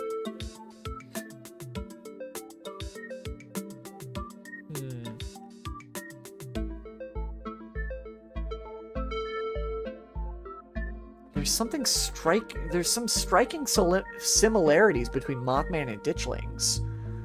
Both of them are portents of doom. Mothman, love that guy. There's a whole subgenre of cryptids that serve as bad omens, but the disaster angle is definitely a clear connection. Maybe Mothman is what happens when a ditchling is all grown up. But they're already reproducing. And they don't have wings, and they're pale and blobby. Huh, they have a certain caterpillar vibe, don't they? Why am I even engaging you with on this? Portents of doom aren't real. Why is the Jersey Devil even in this book? The Pine Barrens are specifically not in Appalachia. Because he's cool? The Jersey Devil is like the granddaddy of North American cryptids, and it's kinda close to Appalachia. Back when I was a kid, I always wanted one as a pet. Wampus cats kind of sound like they could be mountain lions. Voice like a woman crying out, somewhere between person-sized and cat-sized. Definitely, they are 100% mountain lions. Kanika, you know there are no mountain lions up here. I thought you were supposed to be a skeptic. But the myths are old, right? Mountain lions didn't go extinct in the Appalachians that long ago. Those legends haven't died off yet. Almost every cryptid can be tracked down to either a hoax or someone getting confused about a perfectly normal animal. Sometimes both. Bigfoot, for instance, started as a prank. Then folks saw bears walking around on their hind legs and freaked out, and now here we are. You'll eat those words when I get the first clear footage of a Bigfoot. If you manage that, I will print out a piece of paper that says Bigfoot isn't real and literally eat it. I promise. I'm holding you to it. Stella, I was literally attacked by a mountain lion yesterday. Holy shit, you were? So you say, but for all we know, you were attacked by a ditchling, which you mistook for a mountain lion. The fact that Duke was out there explicitly hunting an alleged mountain lion could have warped your memories. Stella, are you really saying that my mom's magical grub monsters are real and cougars aren't? Sure, we have video evidence of your mom's magical grub monsters. I'm just gonna let it go. You know what, Stella, I'll let you have this. Do you think the ditchlings are Tommyknockers? What with the whole warning thing? Good thought, but Tommyknockers live in mines. That's like their whole thing. I'm gonna write it down though. Tommyknockers are literally just the sounds that happen when a bunch of rocks and wood are about to collapse. Are they? Or are they sound of mysterious creatures pounding on the rocks and support beams with hammers to cause a collapse? There's simply no way to know. My mom used to tell me that Talipo story. I'd totally forgotten about it. Talipo. Talipo? Talipo? Talipo? back when I was little. I can't believe I forgot that one. It scared me so bad I didn't eat soup for years. I thought a monster might try and dig it out of my stomach if I did. I love that one. There's this old chimney in the woods that I used to think was the chimney from Talipo. The one that was left after the thing did whatever it did. Now I know it's just because chimneys don't burn down and wooden houses do. That doesn't mean it's not the chimney from Talipo. I've camped out there a couple of times and seen some pretty spooky stuff. Oh yeah, I watched that video. You saw raccoons. You're gonna get rabies one of these days chasing after wildlife like that. What can I say? I like to live on the edge. The Bell Witch sounds terrifying. Yeah, no kidding. Thankfully, she isn't real. I have never heard of ginseng babies before this. Oh yeah, that myth is pretty buried. The author managed to unearth it for this book. Boo! Boo! That sucks. Get it? But seriously, whoever wrote this book definitely stretched those things out so they could include some of their favorite stuff. Like how the Jersey Devil is in it. Thank you, Hex. Thank you. Have you seen what ginseng roots look like, though? Creepy stuff. Creepy, but incapable of screaming. Yeah, it's just one of those things that even I don't buy into. Alright, let's move on. Do you think Wayne factors into any of this? I honestly wouldn't be shocked. There's something seriously wrong with him. Like, I can viscerally feel it in my guts. Maybe he's sick. Maybe that has something to do with what you saw in the woods. I don't know. I'd buy it.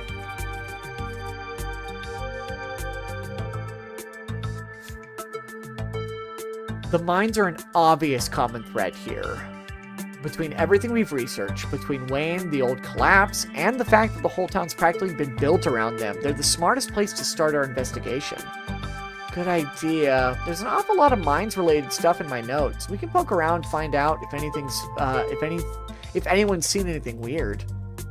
Just to clarify, you two are suggesting we go to question some of the miners, right? We are not poking around the unprepared in the actual mines, right?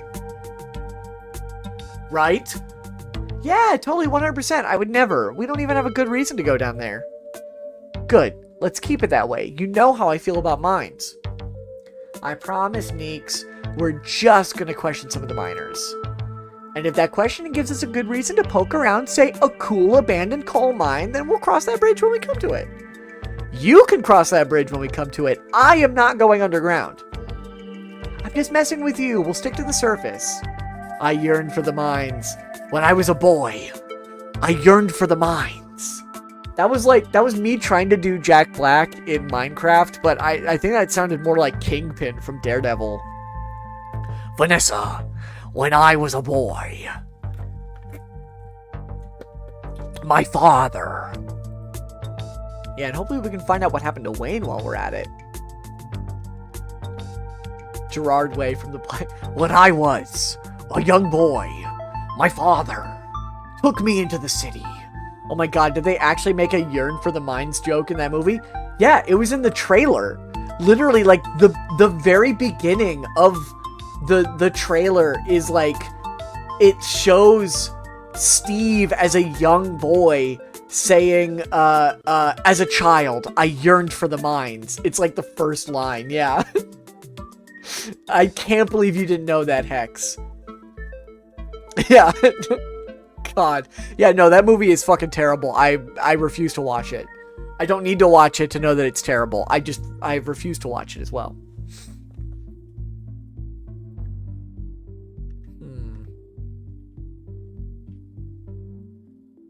I'm sure Tabitha's gonna love that we're snooping around. We'll just have to make sure we don't get caught. We'll be super sneaky. I can even keep lookout.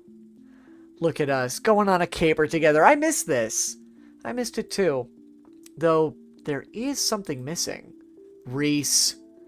I really miss that dude. I can't believe how long it's been. Have you seen him lately?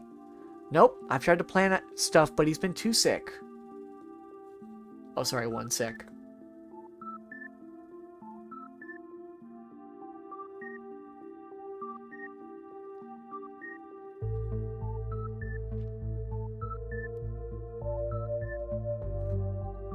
I've tried to plan stuff, but he's been too sick. I didn't realize it was getting so bad. That poor guy.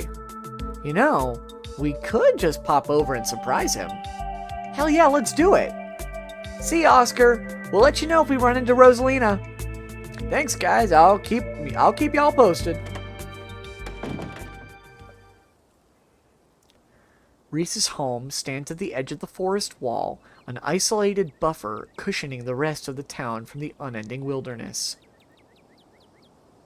Unlike several of the other entries in historical buildings of Scarlet Hollow, this one still mostly looks like it did in the book.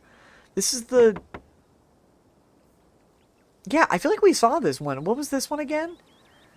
Reese, it's Stella. I brought some buddies too. Shh. Not so loud. He's still sleeping. Can I help you with something? The woman in the doorway stares directly into your eyes. You can practically feel her simmering irritation washing over you. Hi, Dr. Kelly. We were wondering if it would be okay if Reese could come hang out. Nothing strenuous, we promise. Oh, it is the old hospital. Yes. I've only seen the unfinished CGI version, but I assumed the finished product was the same issues with dialogue and pacing. Oh my god. Should we do a watch party for the unfinished Minecraft movie? That sounds amazing. I'm not gonna wake him up if he's sleeping. He probably needs it. It being the old hospital explains some things. Yeah. Whatever you two have planned is probably beyond what he can manage right now. Anyways. Oh no, poor Reese. It's been so long since either of us have gotten the chance to hang out with him. I'm sure he and Rachel would get along super well, too.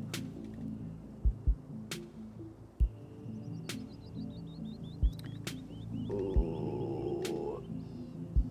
Yeah, nothing strenuous here at all. We're all just gonna stand around and look at trees. Dr. Kelly looks you up and down. The Stella puppy eyes are always so good. Trees, huh? Damn, Dr. Kelly. Whew. Stella doesn't believe in cougars? I believe in them. Hot damn. Sorry, I know that was a little rude. You just want to hang out with Reese and he misses both of you too. I'm clipping that. Good news rides. Wait, can I romance Dr. Kelly? You're joking. That's ridiculous. I won't because, I'm sorry. Are you looking at Kanika right now? Do you see all of this? I'm, like, don't get me wrong, Dr. Kelly. Very attractive older woman. I'm digging the plaid shirt, but does not hold a candle to the goth baddie that's standing right here, okay? So, like, don't get me wrong. Don't get me... Stella's cute, too. Don't get me... Like, Stella's fine. But, like... God damn. He's usually feeling his best around mid-afternoon. Why don't you come over tomorrow? We can have some supper and y'all can... Have some supper and y'all can hang out for a bit. I don't promise he'll be perky, but I'm sure it'll brighten his spirits to see you two again. And I suppose you can come too, Rachel. That'd be great. I can bring a side dish. Maybe deviled eggs? Does he still eat those? No, eggs are a little too much for him. They don't settle well. You can leave the cooking to me. I know what he can handle.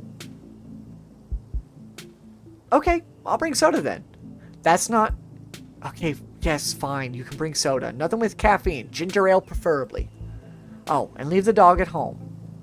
She might cheer him up. You know they have those therapy dogs in hospital... No dogs. Thanks so much, Kelly. Dr. Kelly. We'll stop bothering you now. See you later. Dr. Kelly nods in acknowledgement and quickly shuts the door. The sound of several locks clicking into place can be heard from within. Jeez. God, that woman makes me so nervous. She used to be so nice when we were kids. Always had the best stickers when we had to get our shots. Maybe she's just stressing out. She's just stressed about Reese. Or maybe she's just nice to kids. Either way, I guess it's just the three of us. You gonna drive? Yeah, sorry. I don't like the thought of going up there without the van. I like it when she crosses her arms. It's a good look. Anyway. Cool, I'll take my shortcut then. It shouldn't take long for me to get there. You're welcome to tag along, Rachel. Don't worry, I won't be offended if you'd rather ride with Kanika. I'm sure you're probably sick of the woods. Either way works for me. Oh, I'm gonna ride with Kanika. Oh, we're riding with Kanika. Oh, we're riding with Kanika, baby. Fuck yeah. Dude. Dude. Dude. Kanika is a careful driver, maintaining her control even though her old van bumps around on the unpaved mountain roads. She treats the tight turns with the fear they deserve, unlike your cousin, whose mood seems to make itself known through how aggressively she speeds around the treacherous bends. Thanks for indulging us on that little diversion. Reese's mom is scary. I've seen him in person maybe 5 or 6 times in as many years. And that was always in his house and with his mom right there the whole time. Clip posted. I will definitely be checking that out. No one even knows he's sick, what he's sick with. That sort of isolation can't be good for his health, no matter what his mom says.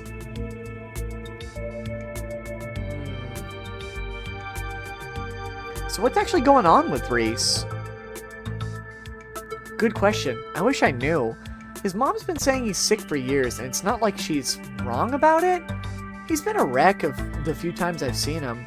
I just find it a little weird that his mom hasn't brought in any outside doctors, at least not any that I'm aware of. I mean, she's a doctor, but if your kid's been housebound for this many years, you'd think it was something you'd put a lot more effort into fixing. I don't know, I'm probably just projecting or something. It sounds a little like factitious disorder? Factitious. I don't know quite how to pronounce that. Yeah, I try not to think about that. So, have any plans to get out of this town? Live somewhere else? Yeah, this wasn't the plan, and it still isn't. I was actually a couple years into vet school, top of my class I might add, when my dad died. My mom wasn't up for running the store, and my brother, well, you'll meet Miles if you haven't already. I only wanted to take a semester off, help them get back on their feet, but it's been a year and change now.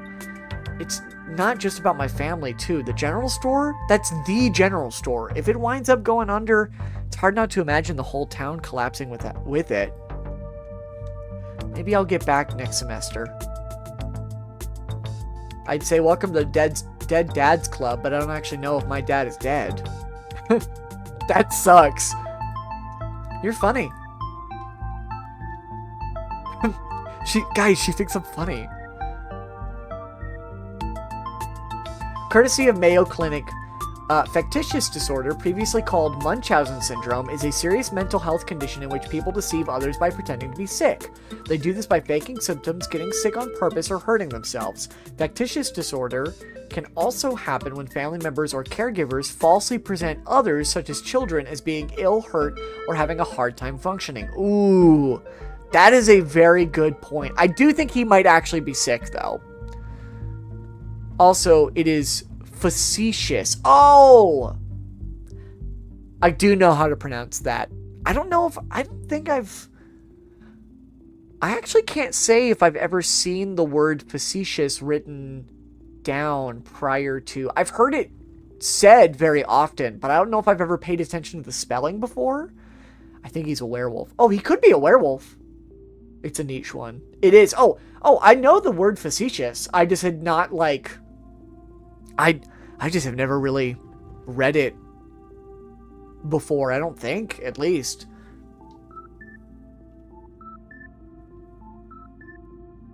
You shouldn't wait on other people for permission to live your life. A little harsh, but I guess you're not wrong. I suppose it's hard to think about what I want with other people relying on me like this. I appreciate the vote of confidence. Not a lot of people here share your perspective.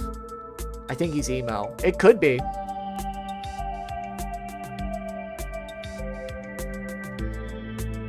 Can you please drive me out of town? Like right now? We could both just leave and go somewhere far away from here where neither of us need to worry about ditchlings or cataclysmic events. Whoa. There's no way I'm crossing Tabitha like that. The fact that she brought you here is a big deal. She doesn't see people. She doesn't have guests. You being here gotta mean something to her. And if she found out I was the one who drove you out of town, which she would, there's no telling what might happen. The Scarlets still hold a lot of sway in this town, even if your cousin's all that's left of them. And hey, I don't think there's a lot to worry about yet. The ditchlings are just some weird animal, right? If we just stay out of the woods, I'm sure we'll be fine. Do you have any other theories besides what we've talked about at the library? Excuse you, he's totally another goth. I don't know what he looks like. I haven't seen him. Not biased at all as a goth. Yeah, see? So you are biased then. Interesting. Do you have any other theories on what's going on, aside from what we've talked about at the library? I don't know. I think there's enough information yet to... I don't think there's enough information yet to support any strong conclusions. Though I've been wondering if what you two saw was maybe some sort of mutated animal, like a strain of hairless monkeys or raccoons or something. Do you know about Morgan Island? It's off the coast of South Carolina, and there's a whole population of rhesus monkeys infected with herpes, like 4,000 of them. Maybe the ditchlings are some kind of alopecia research monkeys. Oh god, ASMR ad jump scare. Oh no! Which sounds ridiculous now that I've said it out loud. Forget I said anything. No, I totally buy that. Those weird sounds, the not quite human ape-like appearance. Okay, good. Glad I don't sound nuts. You and Kanika sit in comfortable silence for the last few minutes of the ride. Hell yeah, Kanika, let's go! You and Kanika arrived at the mines before Stella. Stella's probably going to be another couple of minutes. Hey y'all, how's the ride? Whew, I'm gonna go down for a sec. Did you run here? Yep, felt like getting a run in. Didn't want to keep y'all waiting. You didn't run into any of those creatures, did you? Nope. That makes sense. They're probably nocturnal. I don't know if I should feel relieved or disappointed. But we're all here. What's the plan? I guess we're just gonna go talk to people? I guess so. I should probably be on lookout duty. I'm a bit of a persona non grata in the mines. Tabitha? Yeah, I might have tried sneaking in to talk to her a time or two, many. And Gretchen makes it hard to be sneaky. We're probably less likely to get caught if only one of us is snooping around down there.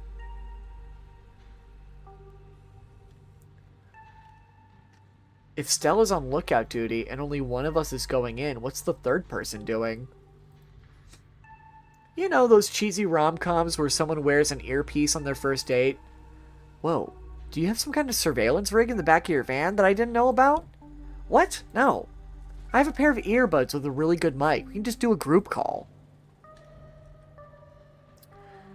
I take it I'm the one going in. I take it I'm the one of us you're talking about? Tabitha and I aren't exactly friends, and pretty much all of the miners shop at the general store. I don't want to make folks uncomfortable, you know? It's probably for the best, Rachel. I'm sure I'll fit right in with a bunch of burly coal miners. You're gonna do great. Kanika hands you a pair of earbuds. We can feed you questions if you get stuck, and Stella can give you a heads up if Tabitha's headed your way. Dang, I've missed doing this sort of thing with you. You're so thorough. Aw, thanks. I do my best. I guess we should part ways and start the call, yeah? Stella and Kanika break off, leaving you alone at the entrance to the mines. Your phone buzzes. Hey! Can you hear us? Try saying something. Something. Stella and Kanika chuckle on the other side of the line. Alright, cool. Nothing to do now but enter the work site. You pass through the unlocked fence and enter the property of the Scarlet Hollow mine. Now this is the part that I'm more excited about. Reading books in a library, that's fine. But talking to people? That's where we're going to really shine. You pass through the unlocked fence and enter the property of the Scarlet Hollow mine. I'm in. I'm in. Alright, Morpheus, good to know. Approach the nearest group of miners. Ooh, they already don't look happy to see me. You approach the nearest group of miners, a blonde woman, a broad-shouldered man, and an old-timer. Their uniforms identified them as Harrison, Davis, and Zax. You got a reason to be bothering us?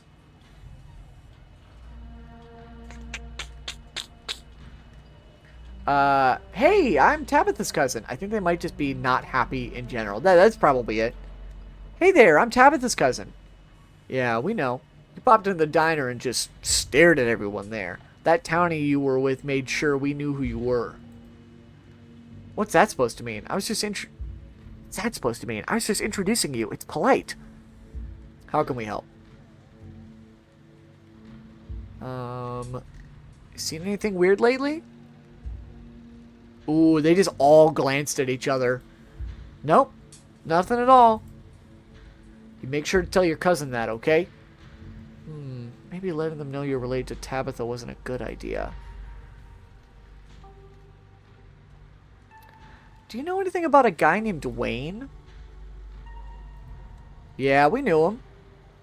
He was such a cut-up. Miss that dude. What happened to him? Wayne Radio TV. The miners shift for a moment, uncomfortably glancing at one another. Isn't that the guy y'all said was, He's gone. That's all that matters. No, I'm gonna press them. What happened to him? What do you think you are? Some sort of cop? Just tell me what happened. Fuck off. Hey, Zax, come on, man. No, I've been here decades longer than you, and I know bait when I see it. Let's get out of here. Our shift's about to start anyways. Sorry. The miners pack up their things and leave. I might have fucked that up. Approach another group of miners. You head over to the next group of miners. You stop in your tracks. A shiver runs up your spine as an unfortunately familiar voice calls out to you. You shouldn't have come here. It's dangerous. I can just immediately get up in his fucking face, huh? No, I wanna talk. A ghost! Why are you following me? You don't have to be afraid of me. I am the only person in this town who truly cares about your safety. Don't forget that. Even if it's already too late to stop what's going to happen.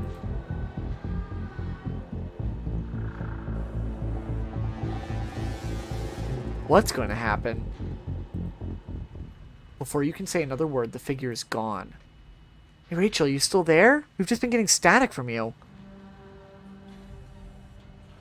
Oh, don't mind me. Our new friend just stopped by to say hello. Whoa, I thought I saw you talking to someone down there. Are you okay? He said some real ominous shit to me. I am the only person in this town who truly cares about your safety, that sort of thing. What the hell is that supposed to mean? The plot thickens. This just means we're on the right track. I'm not about to back down. Wayne trying to make me leave just means that we're on the right track. I'm not about to back down. Whoa, so brave.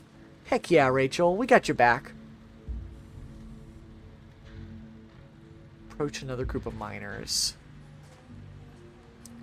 Hey there, can we help you with something? Have you fellas seen anything out of the ordinary lately? Like what? Weird animal sightings? You seen any weird animals? Don't tend to go on many hikes, not exactly the nature-seeing type. After a full day of work, all I see is my bed, maybe a few beers in between. Odd noises in the woods? I heard something a few nights ago, like nothing I'd never heard. Some unearthly beast. I'm telling you, Isaacs, you need to take a sick day. You need to rest, man. I've already taken a sick day this year. Can't afford to take any more if I want to have Christmas off. Tabitha. Can't be that bad here, right? People getting sick? You a health inspector or something? The boss looks out for our health. Knocking in the mines? Have you heard any knocking in the mines? Knocking? Not that I've heard. Can't hear shit down here in the machines and the men working. My dad used to work these mines before they brought in the continuous miner. The big machine, that is. He told me stories about something that sounded like Someone was pounding the walls. No offense, Isaac, but your daddy had a few screws loose. Rodriguez. He was a fine man.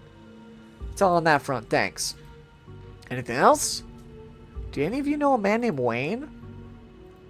Wayne? Do you mean Sam Wayne? What are you asking about him for?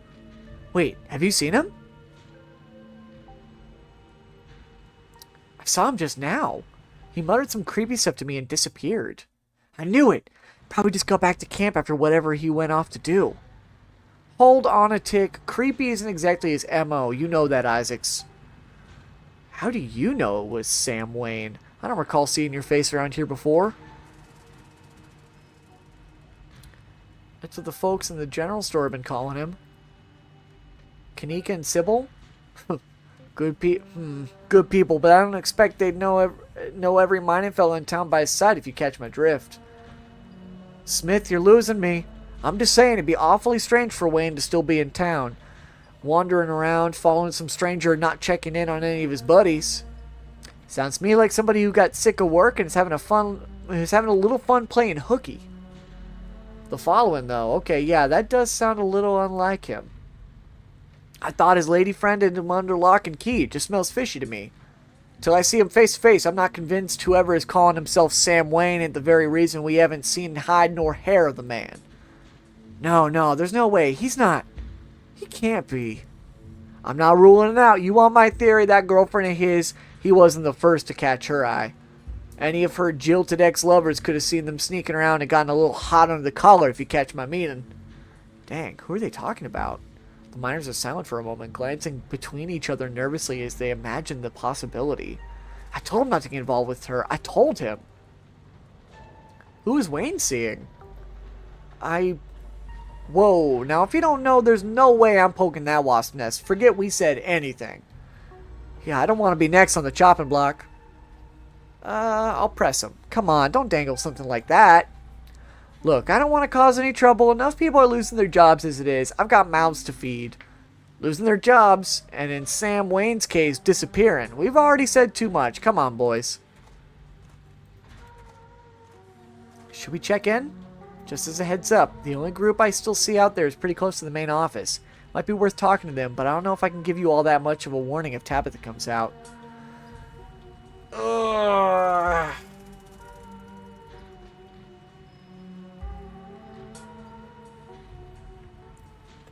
Damn, this is tough.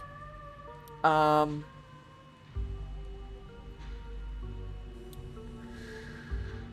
take the risk. I don't want to risk getting Tabitha, like, I don't want to risk getting on Tabitha's bad side. If she sees us talking with them without us talking to her first, she might take that as, like, insulting. So I think it's probably better to go and maybe, like, even pretend that we're just there to see Tabitha, the way that, like, Sybil kind of recommended that we go see Tabitha, if that makes sense. So I'm thinking we go talk to Tabitha now. I feel like we have a suspicion about stuff going on with Wayne. I don't necessarily want to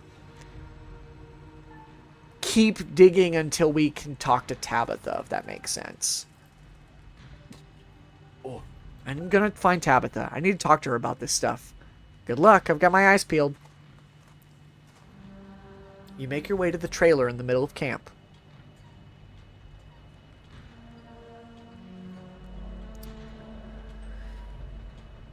Oh. Damn, this is not a decision that I thought it was going to make me make. Damn, do we hang up and talk to Tabitha one-to-one? We can always fill Stella and Kanika in later. But if something happens, they won't be able to warn us.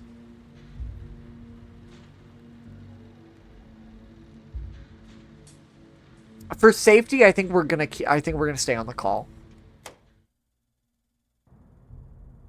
You enter Tabitha's trailer and find her sitting at her desk, her head buried in her hands. Oh my god, the band sign. It is so funny for Stella. That's great. Oh, all the little fly things on the ceiling. God. What are you doing here? And what are those ridiculous things doing in your ears? Ah, crap. Good luck. Sorry, Rachel. Is that Stella and Kanika? Are you spying on me?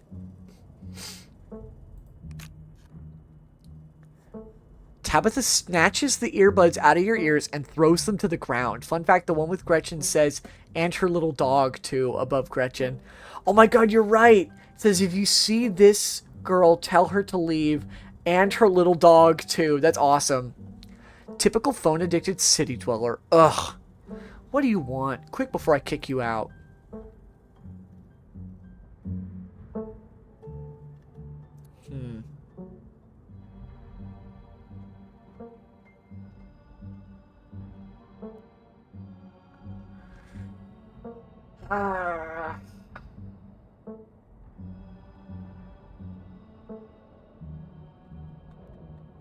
Damn.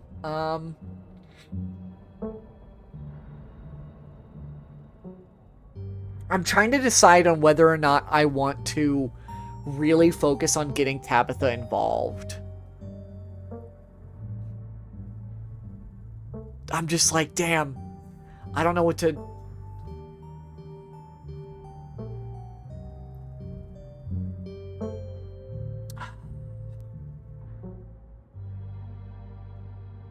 The miner we ran into last night is following me. Kanika says his name is Wayne. I ran into him right here in the mining camp, and I found a boot print that seems like his in the garden. I don't know what to tell you. Look, I'm sure if you ask around about him, you'll hear some rumors, especially from my employees. They like to gossip. There was a man named Sam Wayne who worked here for a spell, then he disappeared.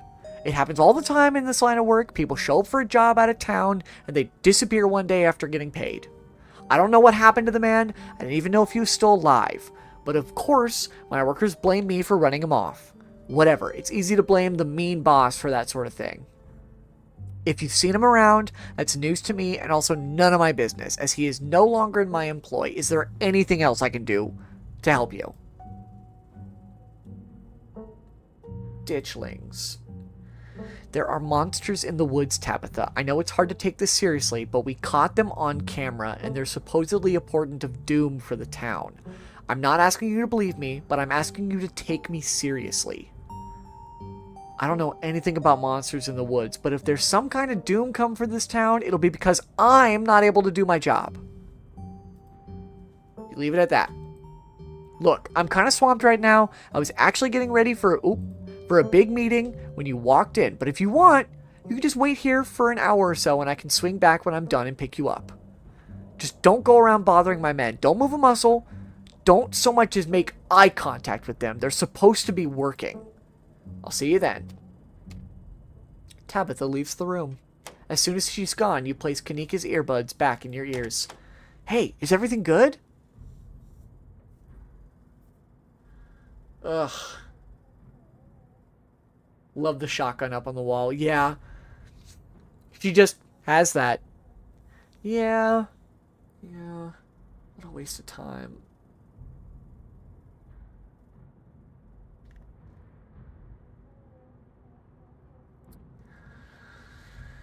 Ugh.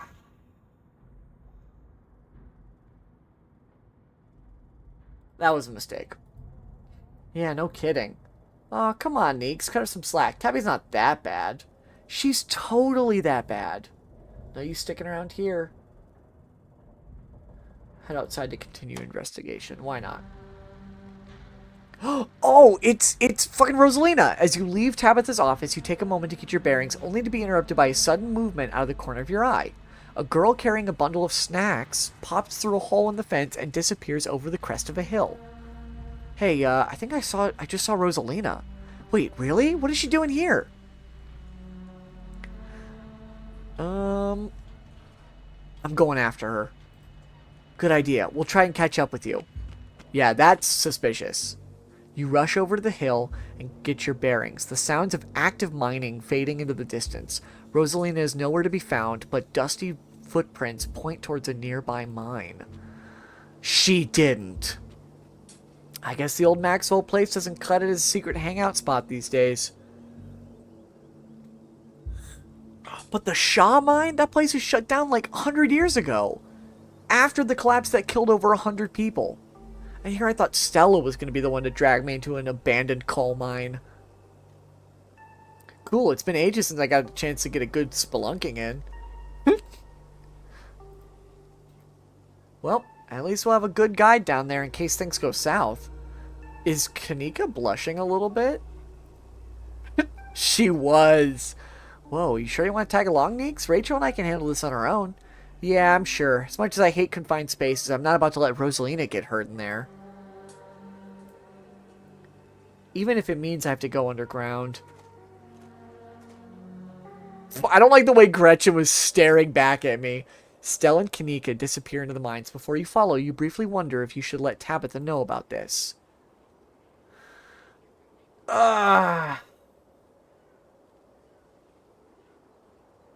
She's gonna get pissed off at us either way. We're going into the mines. Oh, but maybe if we let her know that we saw Rosalina, it won't be so bad. I'll call Tabitha. What is it? You know I'm in a meeting. A kid snuck into the Shaw mine. I figured you should know. What? Are you serious? Why do things keep happening to me? Ugh, whatever. I'll head over there as soon as I can. Just stay where you are and wait for me, alright?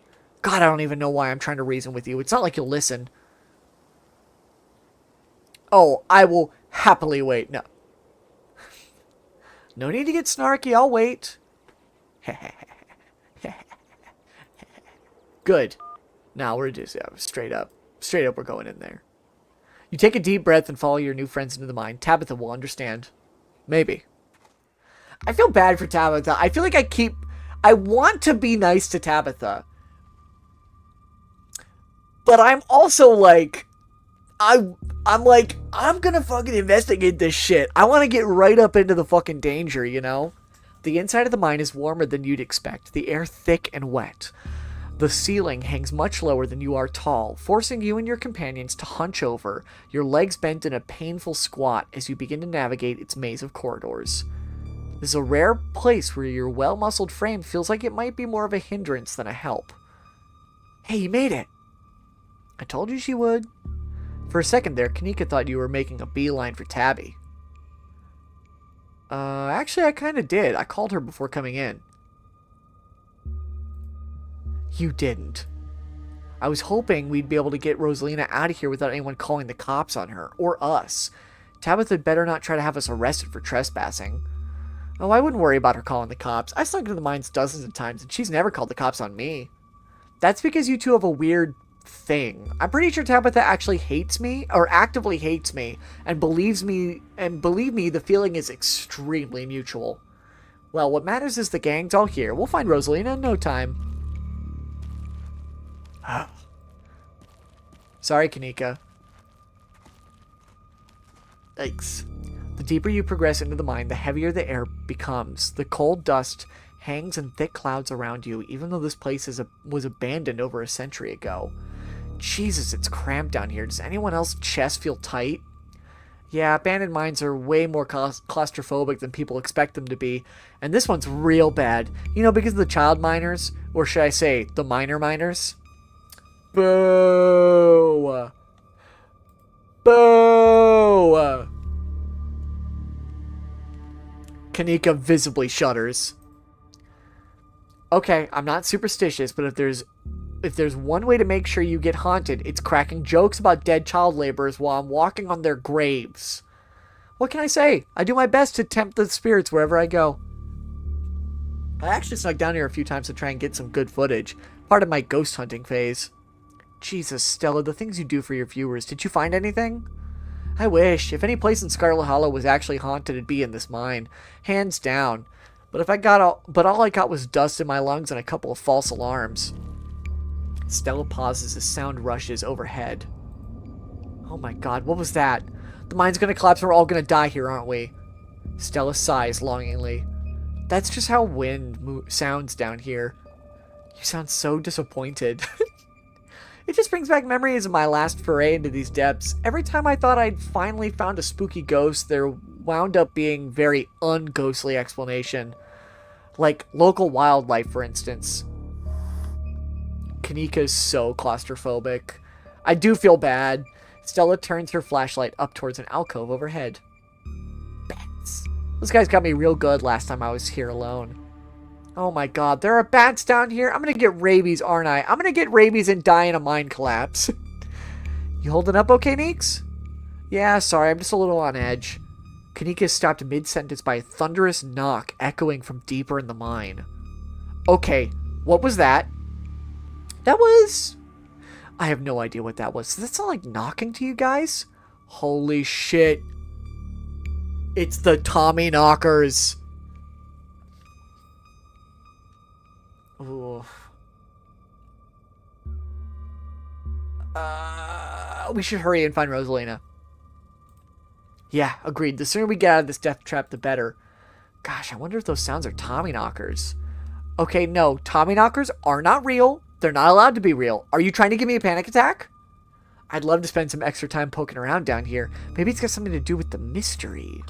The three of you are interrupted by a second, much less distant sound of a can being popped open. Okay, now that wasn't Tommy knockers. It came from this way. Follow me. These kids are in so much trouble. You and Kanika follow Stella further into the mine. They're literally just hanging out down here. You breathe a sigh of relief as the tight passageway gives way to a small cavern. A group of teens turns and stares at you with annoyance. What the hell are you all doing in here? What the hell are you doing in here, you creeps? Are you stalking us? Yeah, creeps. I just said that, Alexis. If I wanted an echo, I'd yell into the Grand Canyon.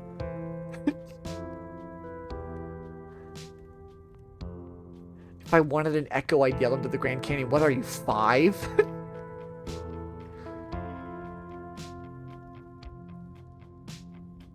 Your dad's looking for you, Rosalina. And who the hell are you exactly? That's Rachel, Tabby's cousin. I can't believe your dad sent people to follow you, Rosalina. That's messed up. I think that qualifies as harassment. You're right, Becca. It is messed up. I don't need him telling me where I can be. You could at least check in so he knows you're not dead. He loves you and worries about you. He's really not asking for much. Don't you kids have school tomorrow anyways? It's fall break. And we're not kids. Yeah, we're teens. Yeah, we're teens. This fucking dude in the... I did not look closely enough at his fucking shirt.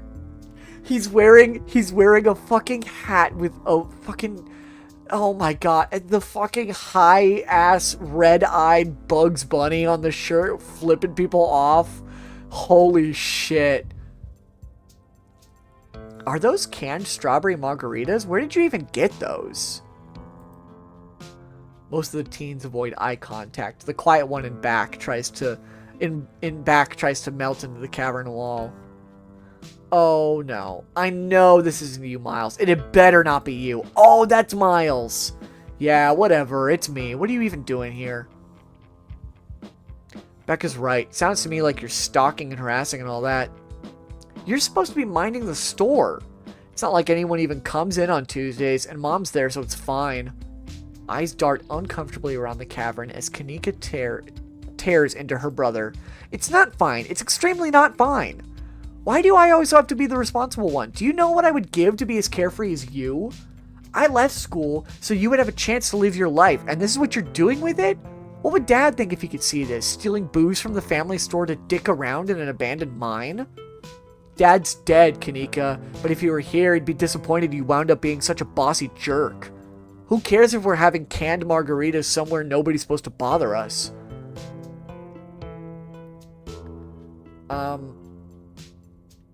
Oof.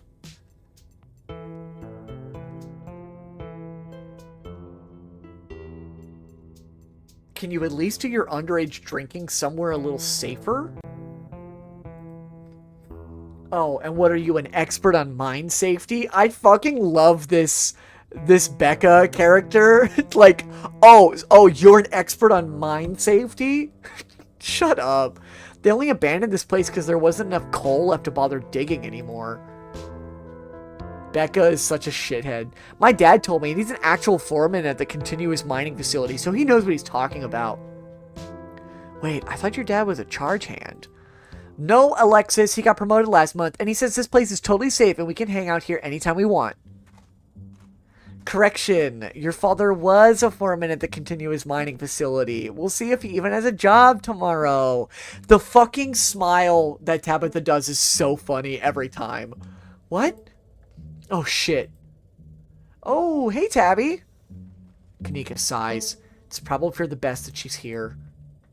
Do none of you understand what a boarded up mine entrance is supposed to mean? It means it's closed, condemned, not fit for human use.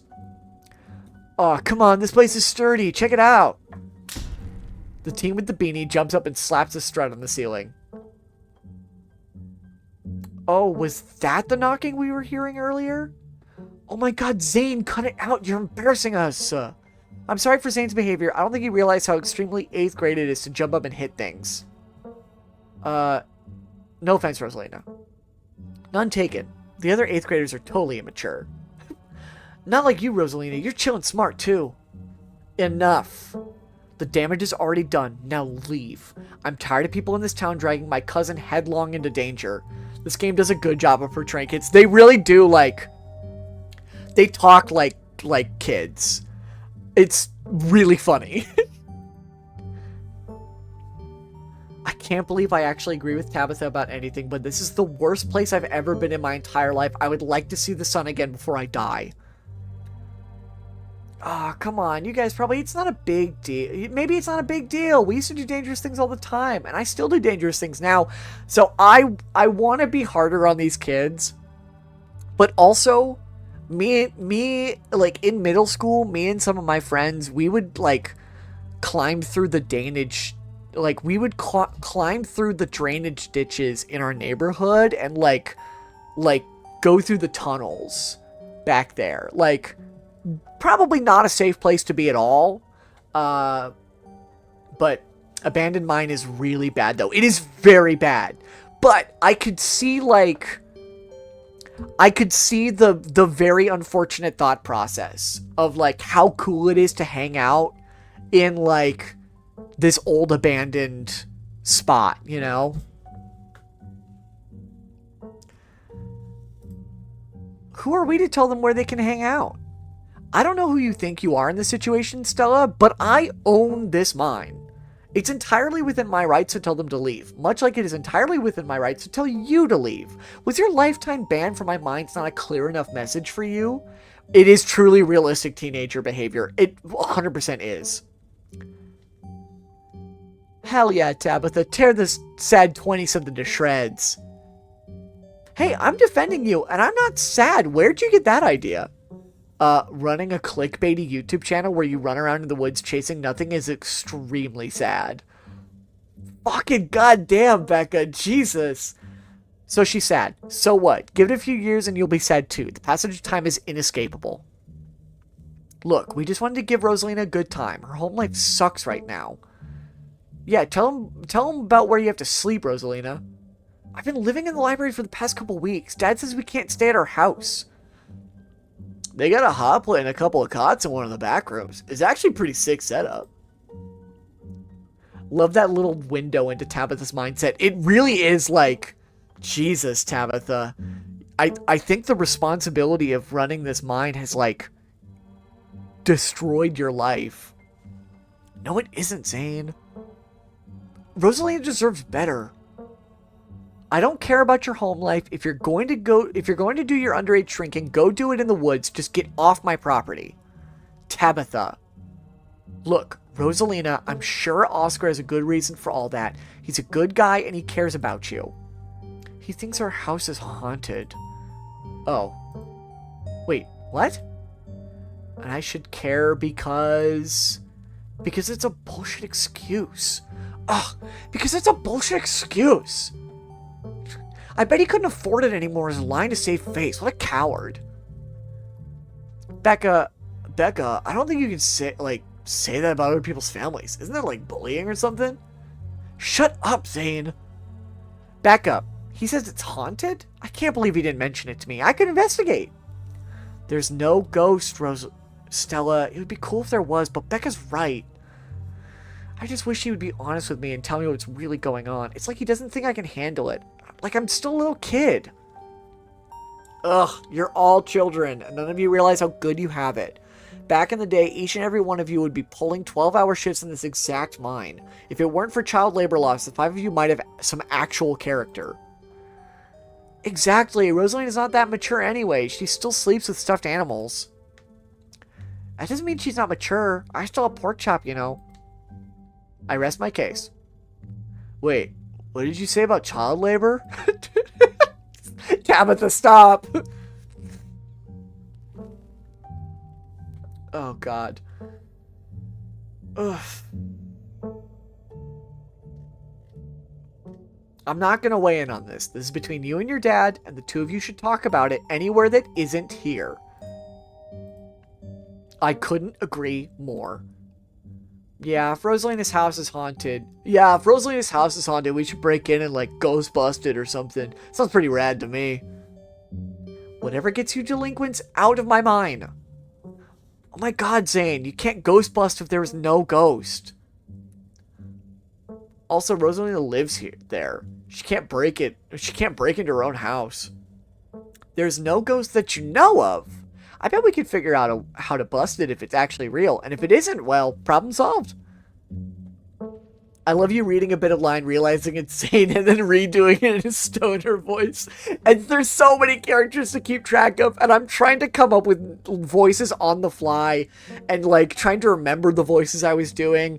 Like, I think I've decided to do Alexis's voice with, like, a little bit of, like, like she's got really bad braces. I don't think she does. That's just the, I'm trying to differentiate the voices as much as I can. I already think that, like, in my head, Kanika and Stella already sound way too similar. I don't really have a way to, like, I don't know how to, like, differentiate their voices without, like, giving one of them, like, a thick southern accent, which I don't think either of them necessarily have. So, like, Rosalina, you could always stay over at my house until Stella goes bust your place. We have a finished basement with a pull-out couch.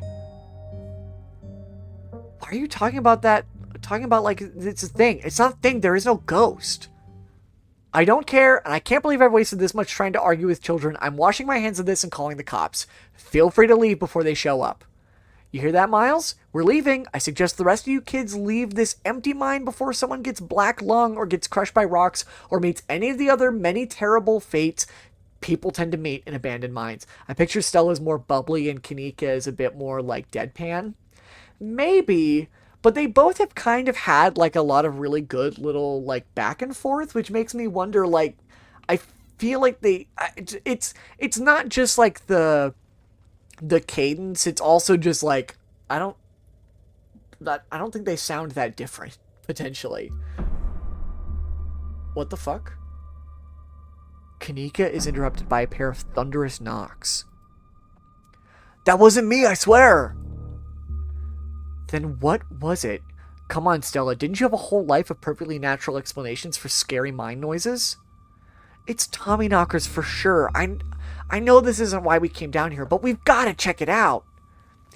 Stella. I know, but weird stuff's been happening around here the past few days. What if this is our chance to get an actual solid lead? The stakes couldn't be higher. Do you have no sense of self-preservation? I want you out of here, Stella. Come on, Tabby, you can come along too. If you guys are going after something spooky, count me in. Nobody's going deeper into the mine. Nobody's staying in the mine. You're all leaving. Please listen to Tabitha before my heart gives out. It'll be fun, Neeks. It will not. Oh, fuck. Wait a minute. Where'd 3 of you run off to? Are you kidding me? Unbelievable. Hold on, I'm gonna take a sip. Oh my god, there's so much happening already. I was wondering when the really spooky stuff was happening. I figured it was gonna be down here. Wow, Kanika, maybe if you weren't still scared of the dark or whatever, you notice them sneak off. I noticed them sneak off, and like, I've been zoning out the whole time we've been here. Ugh, they must have squeezed through that child-sized tunnel. Dang, I've always wondered where that goes. I've never been able to get these hips through there. Stella, stop sneaking into my mines. Please, I am literally begging you. If only all the tunnels down here were wide enough for adults, we could already be done with this little mess. But no, there just have to be remnants of a bygone era.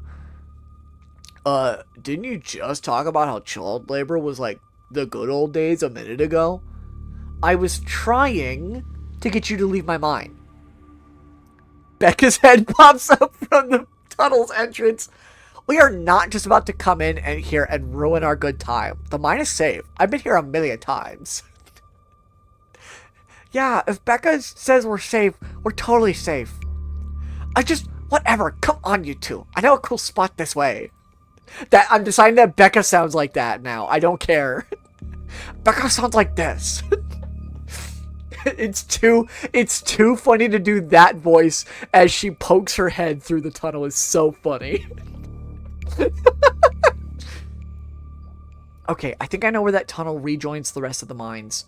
I'll go look for them, and I want each and every one of you to take note of the fact that I'm doing that. If those idiots get themselves lost and die, I'm not letting their families sue me into the ground. Are those really your priorities right now? Yeah, do you have a problem with that? I want the rest of you out of my mine. Except for you, Rachel. I'm not letting you out of my sight. Yeah, sure, I can never fit in that tunnel anyways. They have crossed a barrier that I cannot, so my time here is up. But only because Stella promised me a ghost hunt tomorrow. Whatever, I still have to do my dailies anyway, and the service down here sucks. I will happily escort these two knuckleheads out. Zane is so fucking funny. He's great. No, you are not about to weasel your way into this, Stella. Aw, come on, Tabby. I've been down here a ton. I can totally help out. There's no getting rid of you, is there? Fine, I won't waste my time arguing. Return of Stella Puppy Eyes is so good. I also love the very, like, the fucking, like, smug wink right after is awesome. I've read a lot of stories about cave rescuers needing their own rescues. Should we get some professionals down here? Are we biting off more than we can chew? Should we get some professionals down here? I am a professional. I'd also prefer to resolve this issue without word getting out if possible.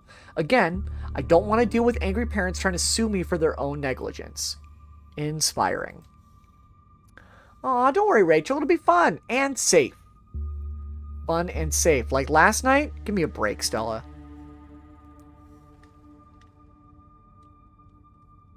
Oh.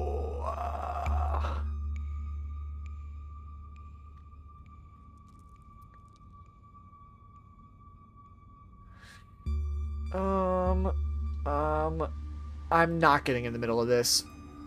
There's nothing to get in the middle of. It's fine. I said Stella can tag along. You know you're happy I'm coming with.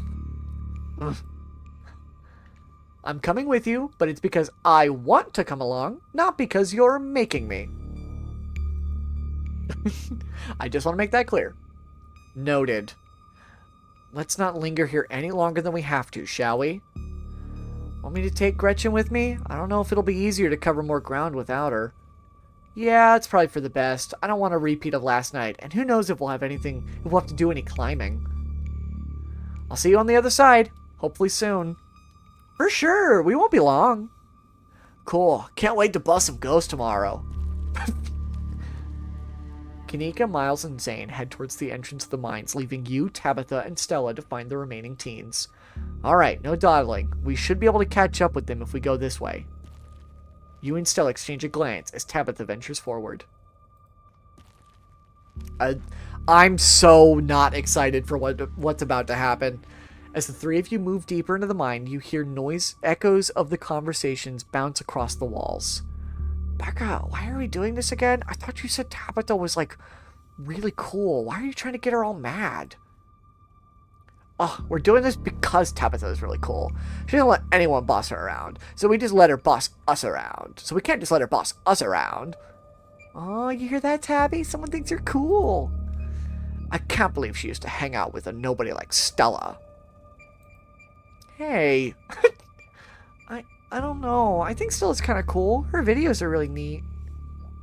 Oh, come on. She doesn't even have a sponsor. What kind of YouTuber doesn't have a sponsor? I mean, not yet. I'm in the talks with Meat Rice. I make plenty from ads and donations. How does it feel to have a teen girl think you're cool, Tabitha? I feel nothing about it. The opinions of children don't interest me. Tabitha's awesome, actually. I don't know, you kind of hesitated there. You're reading into things that aren't there, Stella. Just because your livelihood revolves around what people think of you doesn't mean that I care what people think of me. I will say, as much as I was really digging the trio of Rachel, Stella, and Kanika, seeing Stella and Tabitha interact, their dialogue is so fucking funny. They're so different from each other. It's so funny. Congratulations on your sponsor, though. You do care! Dang, Stella, Meat Rice? That's a big deal. They're on, like, every big podcast. Thank you, thank you. It feels like a really big step for the channel. I'm just glad they're not gossiping about me. And cue gossiping. Yeah, I know they're just teens, but some of that stuff stung. And that Rachel girl, oh my god. Another knock, closer, interrupts your thoughts, followed by another. Is it just me, or is that knocking coming from the same direction as those kids? It's not just you. Okay, that knocking is starting to freak me out. Calm down, Rosalina. It's just mine sounds. Did you guys see that? No, it was just a shadow. There's no reason to get freaked out. I saw it. Shut up. There's nothing down here. Stop trying to scare me. Sounds just the act of mine echoing through the walls, right? I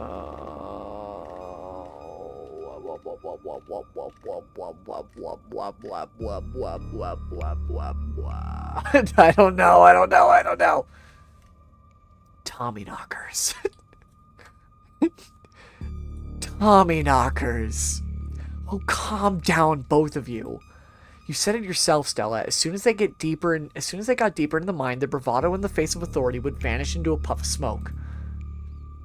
It's probably just rocks falling somewhere deep in the mine, which is also bad for obvious reasons. Are we sure the tunnel they went through is going to meet back up with us? Yes, I'm familiar with all of the old maps of this place. There should be a central chamber not too far from where everything joins back up. I knew coming down here was a bad idea. Those kids are going to die, and then we're going to die too. Nobody's going to die unless you start panicking. Get a grip on yourself. We're getting closer. Let's keep moving. I love all these in-between frames where they show the characters moving further in is very, very nice. As you progress deeper into the mine, the knocking grows more frequent. It's still distant, but it's much louder than before. The tunnel ends abruptly in front of you. A century-old ladder is the only way forward. In the darkness beyond, you can still hear the echoes of terrified teens, their panicked arguing bouncing down the pitch-black corridors. And here we are. The tunnel they crawled through passes through the chamber below. It shouldn't be hard to find them once we get down there. I've never been this far in. Congratulations, Stella. You got what you wanted. Tabitha crawls up to the ladder and disappears over its edge. Alright, let's do this. Stella hoists herself over the edge and begins the climb down. You walk to the ladder and climb down. I love the knockings intensely in the soundtrack so much. It's freaking me out a little bit. I'm not a fan. I am a fan, but I'm not a fan. I'm pretty sure this is the way back. Come on. Pretty sure? I thought you said you've been down here before.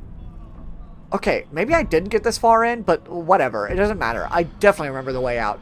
Hurry. I don't want to be down here anymore. I don't like I don't like this music. I think it was actually this way. Oh, shut up. No one even wanted you to come with us anyway. Becca. Yep. They're close, alright. Good thing they're so damn loud. Sounds like they're really lost. The voices around you, those of the teens and your companions, sound odd, distant. Step forward. There is something in the darkness before you that's much louder, though you don't hear it. You don't hear it, but you can feel it in your chest, a desperate need to perceive and be perceived. What? Hey, are you alright, Rachel? Bear witness. What do you think you're doing? Get away from there! Your cousin dives towards you, but not before the light from your phone illuminates the chamber. Whoa!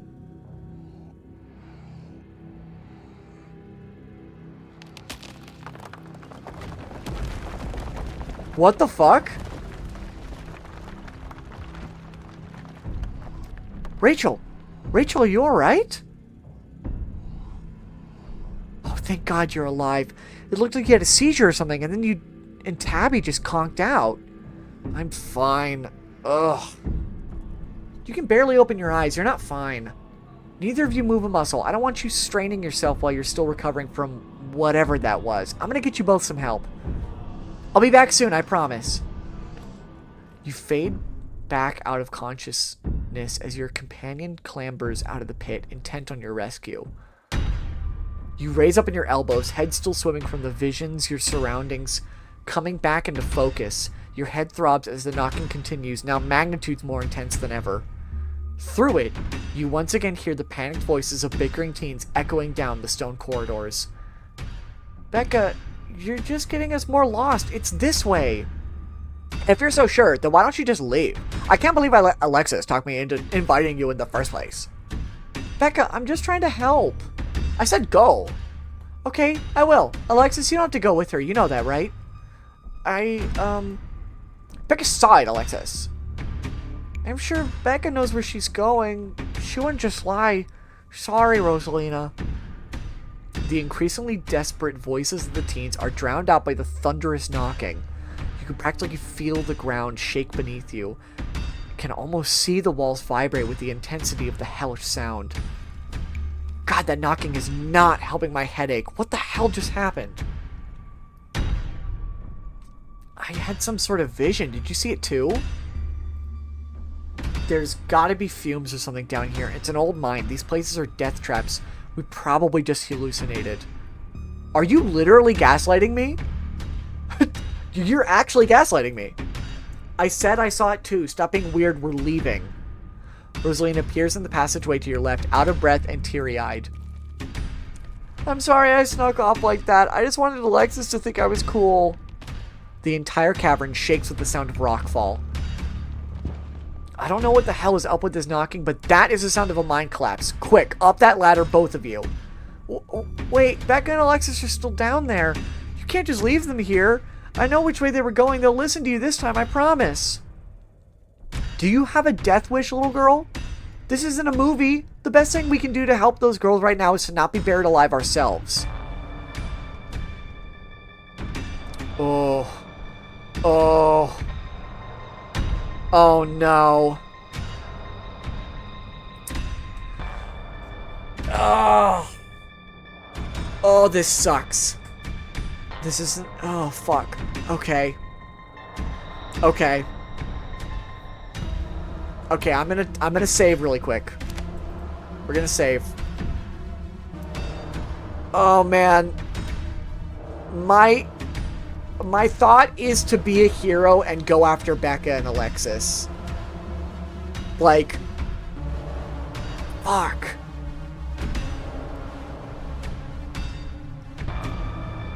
Okay, let's do this. Rachel, don't do this to me. They're kids, Tabitha. I'm not gonna leave them down here. Are you serious? Thank you, they're back this way, hurry! Rosalina runs back the way she came. You run after her. The mines shake with each new thunderous blow. With each new thunderous blow as bits of rock and dust fall off the ceiling and scatter on the floor around you. Rosalina leads the way and Tabitha isn't far behind you. I thought you knew the way out. I thought you'd be down here a million times already. I was making it up, okay? I swear to God, Rachel, if we get stuck down here, you'll what, kill me? Then you'll be stuck down here and alone. Are you trying to push my buttons? We're coming. Just stay where you are. Rosalina, you came back. I don't want to die down here. Then move. Okay, okay. You quickly push your way back towards the entrance, pieces of fallen rock littering the path around you. All of you, start climbing. Now. Once the last teen is up, Tabitha grabs onto the ladder and starts climbing. Okay, okay, so far, you follow suit and start climbing. So far, so good, so far, so good. This way, come on. Your cousin moves with the kind of swiftness you'd expect from someone who's spent her entire working life in and around coal mines. Why couldn't you just have listened to someone other than yourself, Becca? I'm sorry, okay, God. Continue towards the entrance. The only thing keeping me from not being, like, absolutely terrified right now is the Becca voice. I am latching onto that Becca voice as much as I can. You push forward, your burning muscles giving away to pure adrenaline. To your horror, you can see cracks forming in the walls of the tunnel.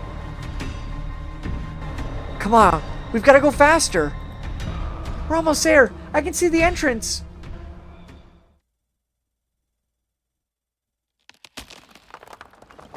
Your surroundings quake as the mine collapses around you.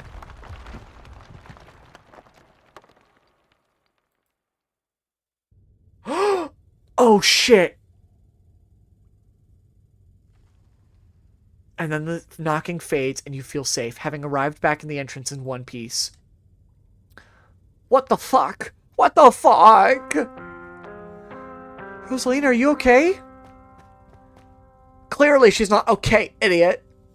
Shut up, Becca. It was your idea to go down there in the first place. This is your fault. Shit. Shit. Why did this have to happen? Okay, the knocking stopped at least. All of you stay exactly where you are. I'm going to make some calls. This really hurts. Stella and Kanika popped their heads through the mine entrance. Tabitha just stormed out of there. Are you... Oh my God. Rosalina, can you hear me? We're gonna get you out of there, okay? Stella already called an ambulance. But that means cops are gonna come. And they're gonna know I was drinking. They're gonna know I went out there in here to drink, right? Becca, that doesn't matter. If my dad finds out, he'll kill me. He can't know. I have to keep doing the Becca voice to clear my sanity. Becca squirms through the gap in the boards and scampers away. Don't worry about her, Rosalina. She's being an asshole. None of us should wait by the gate. One of us should wait by the gate to make sure they can find us up here. I should check in with Tabby, see if she needs help. We're gonna get you help. Everything's gonna be okay. Alright, I'll go down to the gate. Rosalina, I'm so sorry. I'll be back. We're gonna get you out of here and you're gonna be just fine, okay? Rachel and Alexis will keep you safe until then. Am I gonna die? Rosalina, don't say things like that.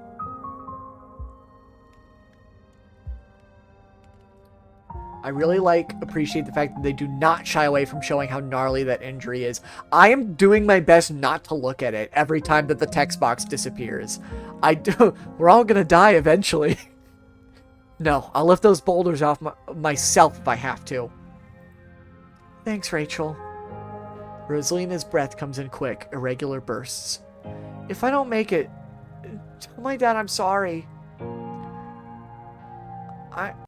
I'm the one who has something to be sorry about. This is all me and Becca's fault. We never should have gone down there. It's not your fault. I went down there because I wanted to. Rosalina pauses, catching her breath. Thank you, Rachel. I'm glad everyone else made it out okay. Couldn't have done it without your help.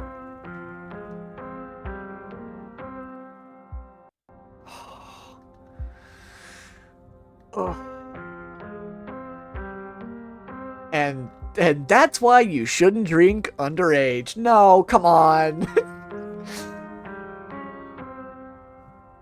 Anyone else would have done the same. You don't have to thank me. That's nice, but you're wrong. Tabitha tried to make you leave. I should have done more, Rosalina. If I'd been smart and brave like you, I wouldn't have stuck with Becca after she got us lost. Maybe I wouldn't have followed her into that tunnel, and then you wouldn't be... You're the nicest person I know, Rosalina. It just isn't fair. Rosalina? Can you hear me? Yeah, still awake, just hurts like hell. Sorry, I shouldn't be pushing you to talk. I'll just hold your hand until they finally come back, until they come back with help, okay? Alexis grasped Rosalina's hand. Tears streaked down both their cheeks as you sit in silence together, waiting for the long, anxious moments to pass before help arrives. So my men are on their way with rock lips. We'll get you out of there soon. Okay, I've got to go to bed. Enjoy the horrors. Have a good night, Mal. Thank you for joining us. This game is getting sad. They're over here, Earl. Jesus H. Christ, you weren't kidding about the emergency. It'll still be a bit for the ambulance. The nearest depot is over in Brevard, so it'll at least be another half hour. You heard the man. You have half an hour to get her out of here. Move. Rosalina, sweetie, I'm here. Dad, I'm sorry. I'm so sorry. You don't have to be sorry. It's okay. We're all here. You can hang on, Rosalina. I know you can. Tabitha's men quickly get to work and manage to pull Rosalina out from the rubble just as the ambulance arrives. Sir, I'm afraid there's no space in the back. What do you mean? I can't ride with her? You're better off driving behind us. We're headed to Brevard, so it's quite a ways. She could be okay? She's gonna make it, right? Please, God. Yes, sir. I promise we're gonna do everything we can to keep her stable. Her vitals are looking good. Rosalina, my poor baby. I'll be there as fast as I can, okay? I promise you won't be alone. I love you, Dad. The paramedics load Rosalina into the back of the ambulance and drive off. Oscar approaches you off to the side as the police talk to Tabitha and her men. What the hell happened in there? Oscar, I'm so sorry. It's okay. It's okay. At least nobody died. What happened, though?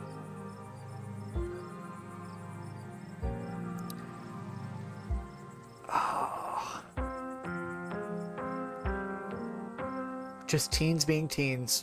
We did our best to get them out of there. No, this was no teenager's fault. It's a parent's job to make sure their kids don't deliberately put themselves in these situations. Rosalina was mad at me, and instead of fixing the thing that was driving her away, I just ignored it. This is my fault. Oscar, I'm the parent here. I'm sure she thinks I'm making things up about our house being haunted, but I've seen things that I can't explain, and it's only gotten worse over time. She told us about it down in the mine for what it's worth. I believe you. No comment, but after tonight, I don't know. Once you're back from the hospital, we can check it out for you. Thanks, Stella. That means a lot. I've got to go. Mr. Gutierrez, is it okay if I come too? I want to be there for her. Of course, Alexis. It'll be good for her to see a friendly face. The two of them head over to Oscar's car and drive off. Okay, nobody died. So far, nobody died. I will take that as a win. Rosalina is injured, but it could have been much worse if we didn't get Becca and Alexis. That would have been really, really bad. I would have felt very guilty if they had died. The two of them head over to Oscar's car and drive off. Do you think Rosalina is going to be okay? Paramedics said she was stable.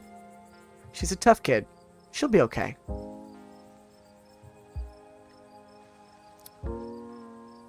Ditchlings.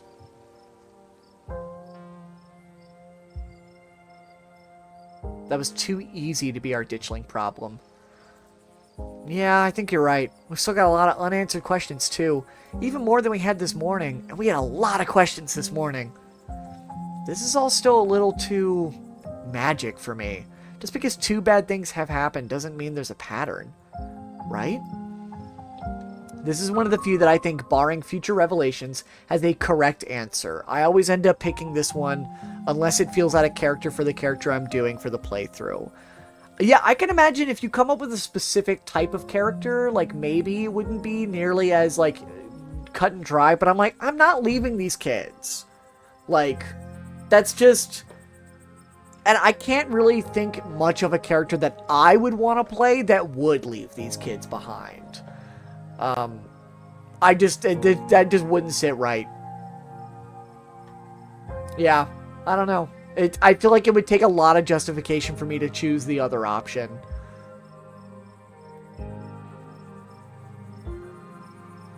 There was a stone carving on the wall of that pit. It gave me some sort of vision. I saw what happened to this place. Are you sure it wasn't just auto-suggestion? We talked about that mine a lot today. I don't know, Nix. You weren't down there. Rachel and Tabby had, like, simultaneous seizures next to a creepy stone carving. It was like something out of a movie. Just because they passed out or had seizures doesn't mean it wasn't auto-suggestion. To be fair, there is a somewhat decent argument to be made for save as many lives as you can instead of delaying and risking everyone dying. Yeah, but it's just like I'm like very personally like, can't believe you left us down there. Most of my stance on this is due to knowing this result only causes a admittedly very severe injury. Yeah, I lay off her. She didn't leave when she did. If she didn't leave when she did, the ambulance might have gotten here in time. No, Kanika, it's okay. I'm sorry. I had no idea how long you two would be out of commission. I had to get help. Hey, at least you're alive, right? What happens now? What happens now? We go home. Now hold on a minute, Miss Scarlet. Mind if we have a quick word with your cousin, miss? In private? Alright, I've decided that the old cop sounds apparently like a cowboy. Like a really old cowboy. Okay, fine, just make it quick. Don't you dare try and pull anything on her. She did nothing wrong here. Ladies, I'm afraid that means you too. Don't you need to talk to us? We witnessed this too. Oh, sure, but that can wait. We know where to find y'all. The old cowboy voice fits, TBH. Sheriff Earl. I'm Sheriff Hugby, and this is Deputy Derrickson, but you can call me Earl. Pleased to make your acquaintance. Welcome to Scarlet Hollow. Hope this little accident hasn't colored your perception of the place. Lovely place to live, if you ask me. Lovely indeed. Now, Sheriff Hugby, don't you think it's a mite odd that these teens found themselves in an old abandoned mine and the very property Rachel's family happens to own? And don't you think it's a little mite odder that Rachel happened to be in there with them at the time of said collapse? I'd be lying if I said it wasn't peculiar, though I'm sure you're an upright citizen, Rachel, and all this is surely an unfortunate coincidence. Still, a good cop should ask himself these questions.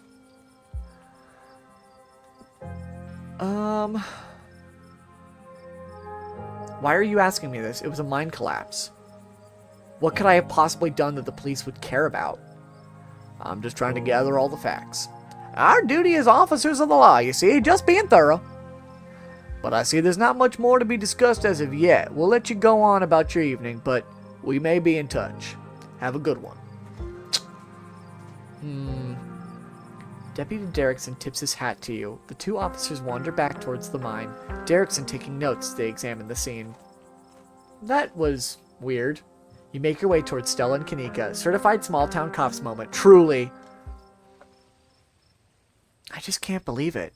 I left them behind in there to get help. Is it my fault, Neeks? Stella, no. You did your best. It's not your fault. Oh, hey, guess the cops are done with you? What? Are they going to take you in for being present at an accident? Sorry if they gave you a hard time. Small-town cops, you know. Always blame everything on drifters. Even acts of God, I guess. Excellent. You didn't get arrested. Now come on, let's get back to the estate. I'd like to get some rest before I have to deal with the fallout of everything that happened tonight. I'll see you tomorrow, okay, Rachel? Please stop trying to get my cousin killed, Stella.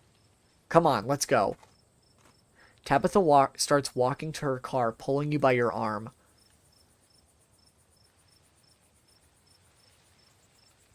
I'll text you when we're back. Tabitha barely said a single fucking word to Kanika. Did you notice that? She talked to Stella a lot, but, like, basically whenever Kanika addressed Tabitha or said anything about Tabitha, Tabitha just, like, basically said nothing to her. Like, never addressed her directly. Tabitha doesn't say a word as the car cuts through the darkened road. You try to keep an eye on the surrounding wilderness as she drives, wary of what may lurk behind the tree line.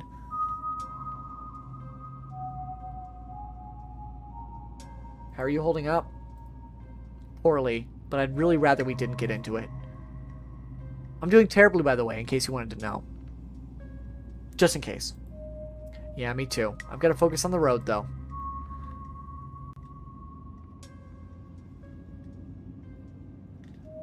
Do you treat Stella... Why do you treat Stella like that? Didn't you two used to be friends? Kanika did say that the dislike is mutual. Yes! But at least there were a couple moments where Kanika was like, can't believe I'm agreeing with Tabitha, but here we are. And then, like, Tabitha basically just didn't even address it. It was a different time in my life. I just wish she'd get that we're not in high school anymore. I'm a different person than whoever she thinks she knows. You and Kanika really don't seem to get along. She pushes my buttons. Is this some kind of history there? Or... No. Now quit talking. I need to focus on the road. Poor Rosalina. Poor Oscar. You should have kept tighter reins on that girl. I never got into any trouble like this when I was a teen, and I have Pearland to thank for it. I hated it at the time, but that strictness paid off. Ugh, what am I telling you this for? You can tell me stuff. I'd like to know more about you. And about Pearland, for that matter. Maybe later this week. I don't have the energy to get into it right now, but I think I'd like that. I'm not commenting on the parent thing. I'm not about to get into an argument with her. I've got to focus on the road. We're just gonna ride in silence. We're just gonna let that go. We're just gonna let that conversation hang. Your eyes wander back to the tree line as you and Tabitha sink back into silence. We're just gonna leave it on that note of like, I'd like to get to know you more. You once again cross the threshold into the estate, the musty stench of the decaying mansion greeting you with its undertones of mildew and wood rot. Well, this day was a lot more stressful than it needed to be, and I'm sure it's the precursor to a horrifically stressful week. I'm going to bed. I suggest you do the same. Thanks for calling me about those kids, by the way. It was unexpected. You should have waited for me. I'm too tired to argue. I'll see you in the morning.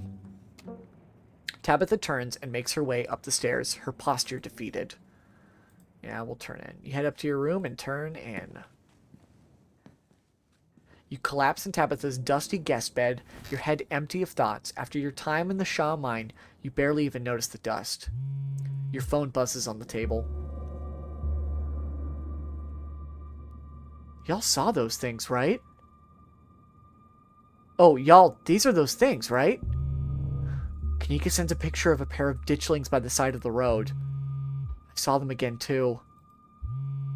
Another picture, this time of them staring from a tree.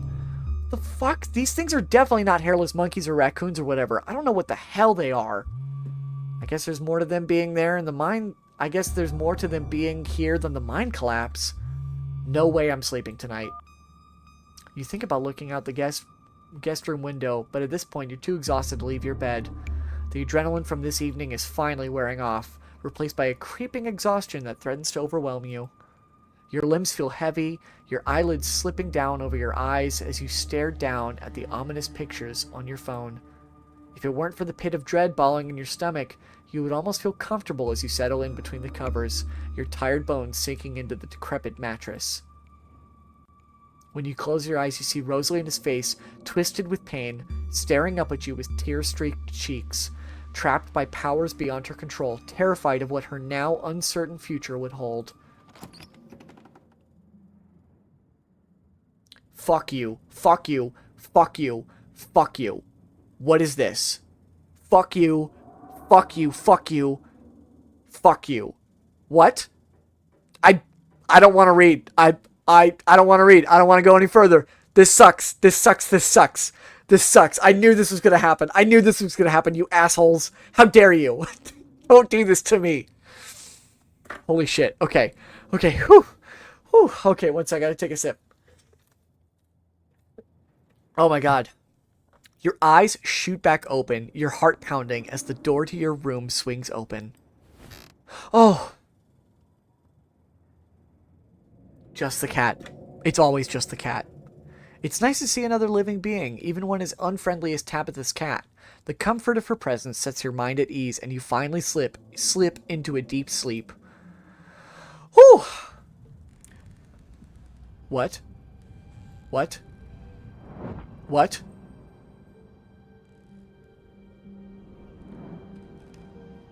What?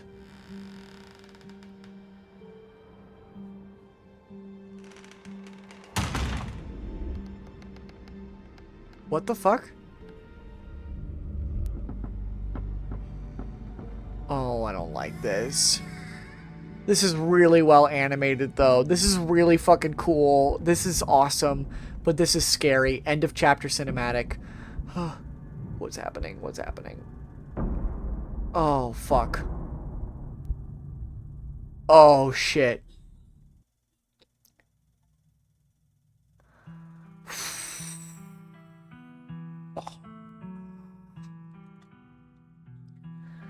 This is the end of episode 2. Episode 3 awaits. Proceed if you dare.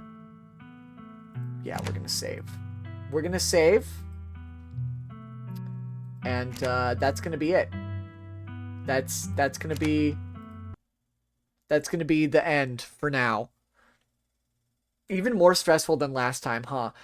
There was actually a little bit less like straight up horror happening in this one. This felt more like we were kind of. This is like, you know, the first day was very much, the first chapter was very much, you know, setting up the setting, introducing some characters, and then boom, introducing you to the mystery.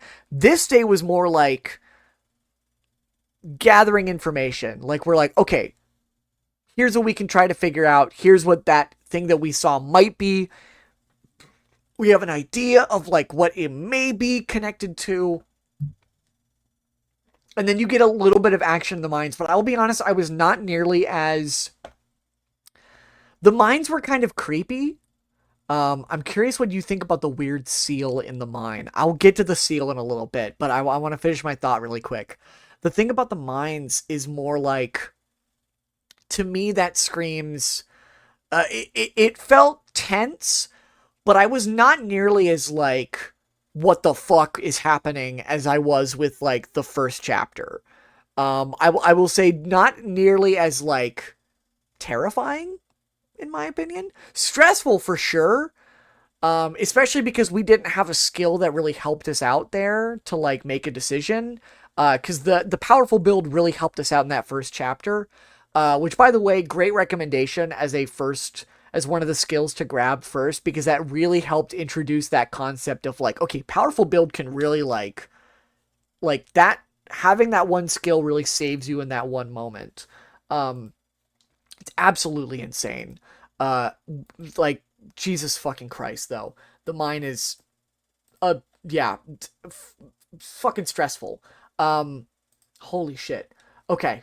Oh yeah, powerful build for your run really makes the story take an interesting angle. Yeah, because it kind of even, like, comes up even when you don't make decisions. Like, it'll be like, oh yeah, you're, like, really buff. And you have a, like, you being buff is more of a hindrance in the mines. I can go on a little more about how I feel with powerful build if you want. I think we will save that for future options. Let's go ahead and... Oh, yeah. You said, curious what you think about that weird seal in the mine. Okay, so weird seal in the mine, I think might actually be, I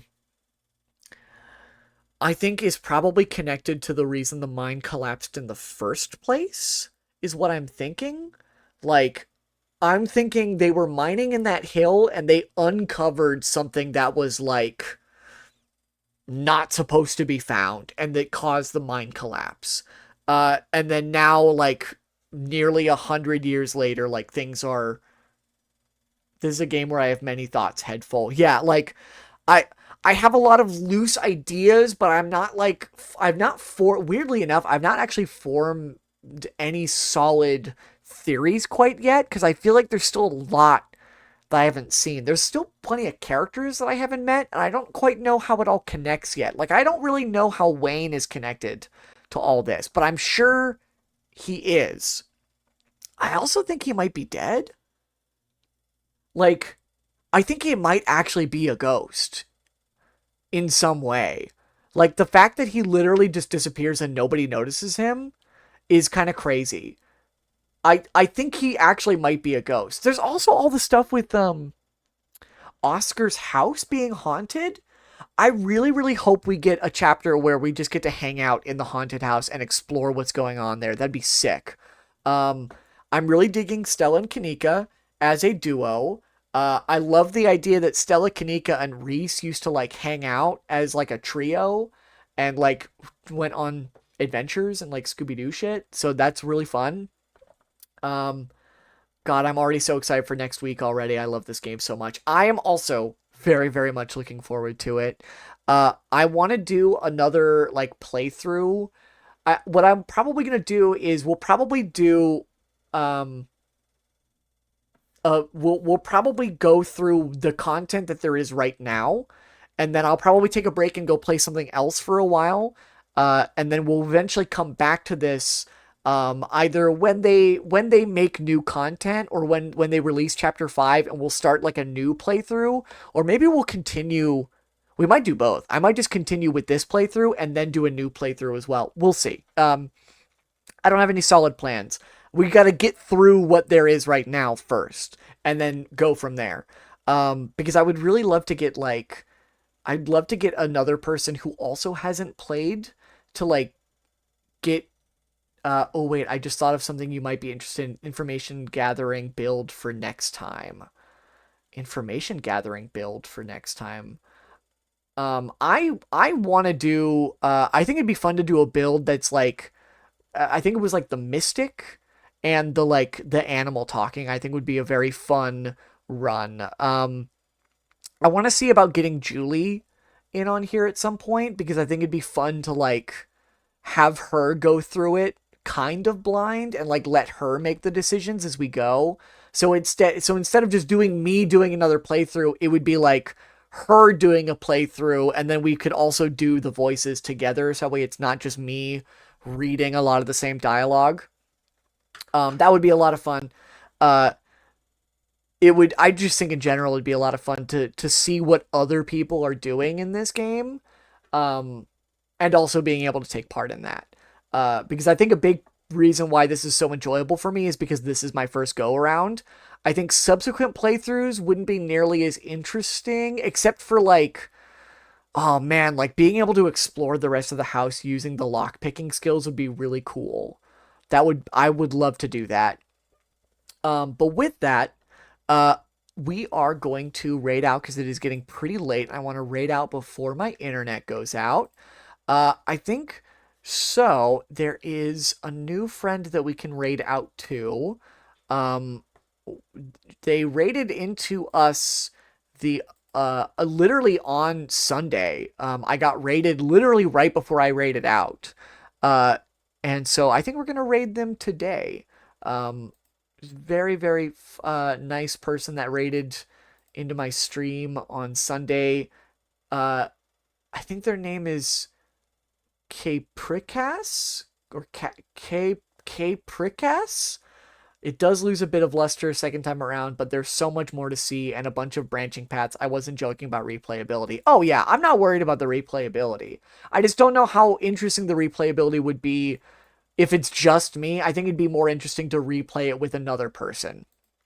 But let's go ahead and we're going to raid out into Capricas, who is playing Pokemon Legends ZA. They raided into me on Sunday. They seem like a pretty cool person. Um, we will not be live on Saturday. I will be recording Let's Play material with my brother on Saturday night. So unfortunately, no Let's Play on Saturday, or sorry, no stream on Saturday. but we will be live on Sunday for more Stardew Valley. We're going to raid out into Cass. Let me get that raid message before I forget. Raid message. And let's go let them know that the riot is coming to them. Thank you all for watching. This was, once again, a very, very good time. Thankfully, this game, or not thankfully, this game really does a number on my speaking voice, though. So I'm going to go grab some water and probably rest up my voice for the rest of the night. Thank you all for watching. I will see you all on Sunday for more Stardew Valley. I'll see you all on Sunday for more Stardew Valley. And get out of my room?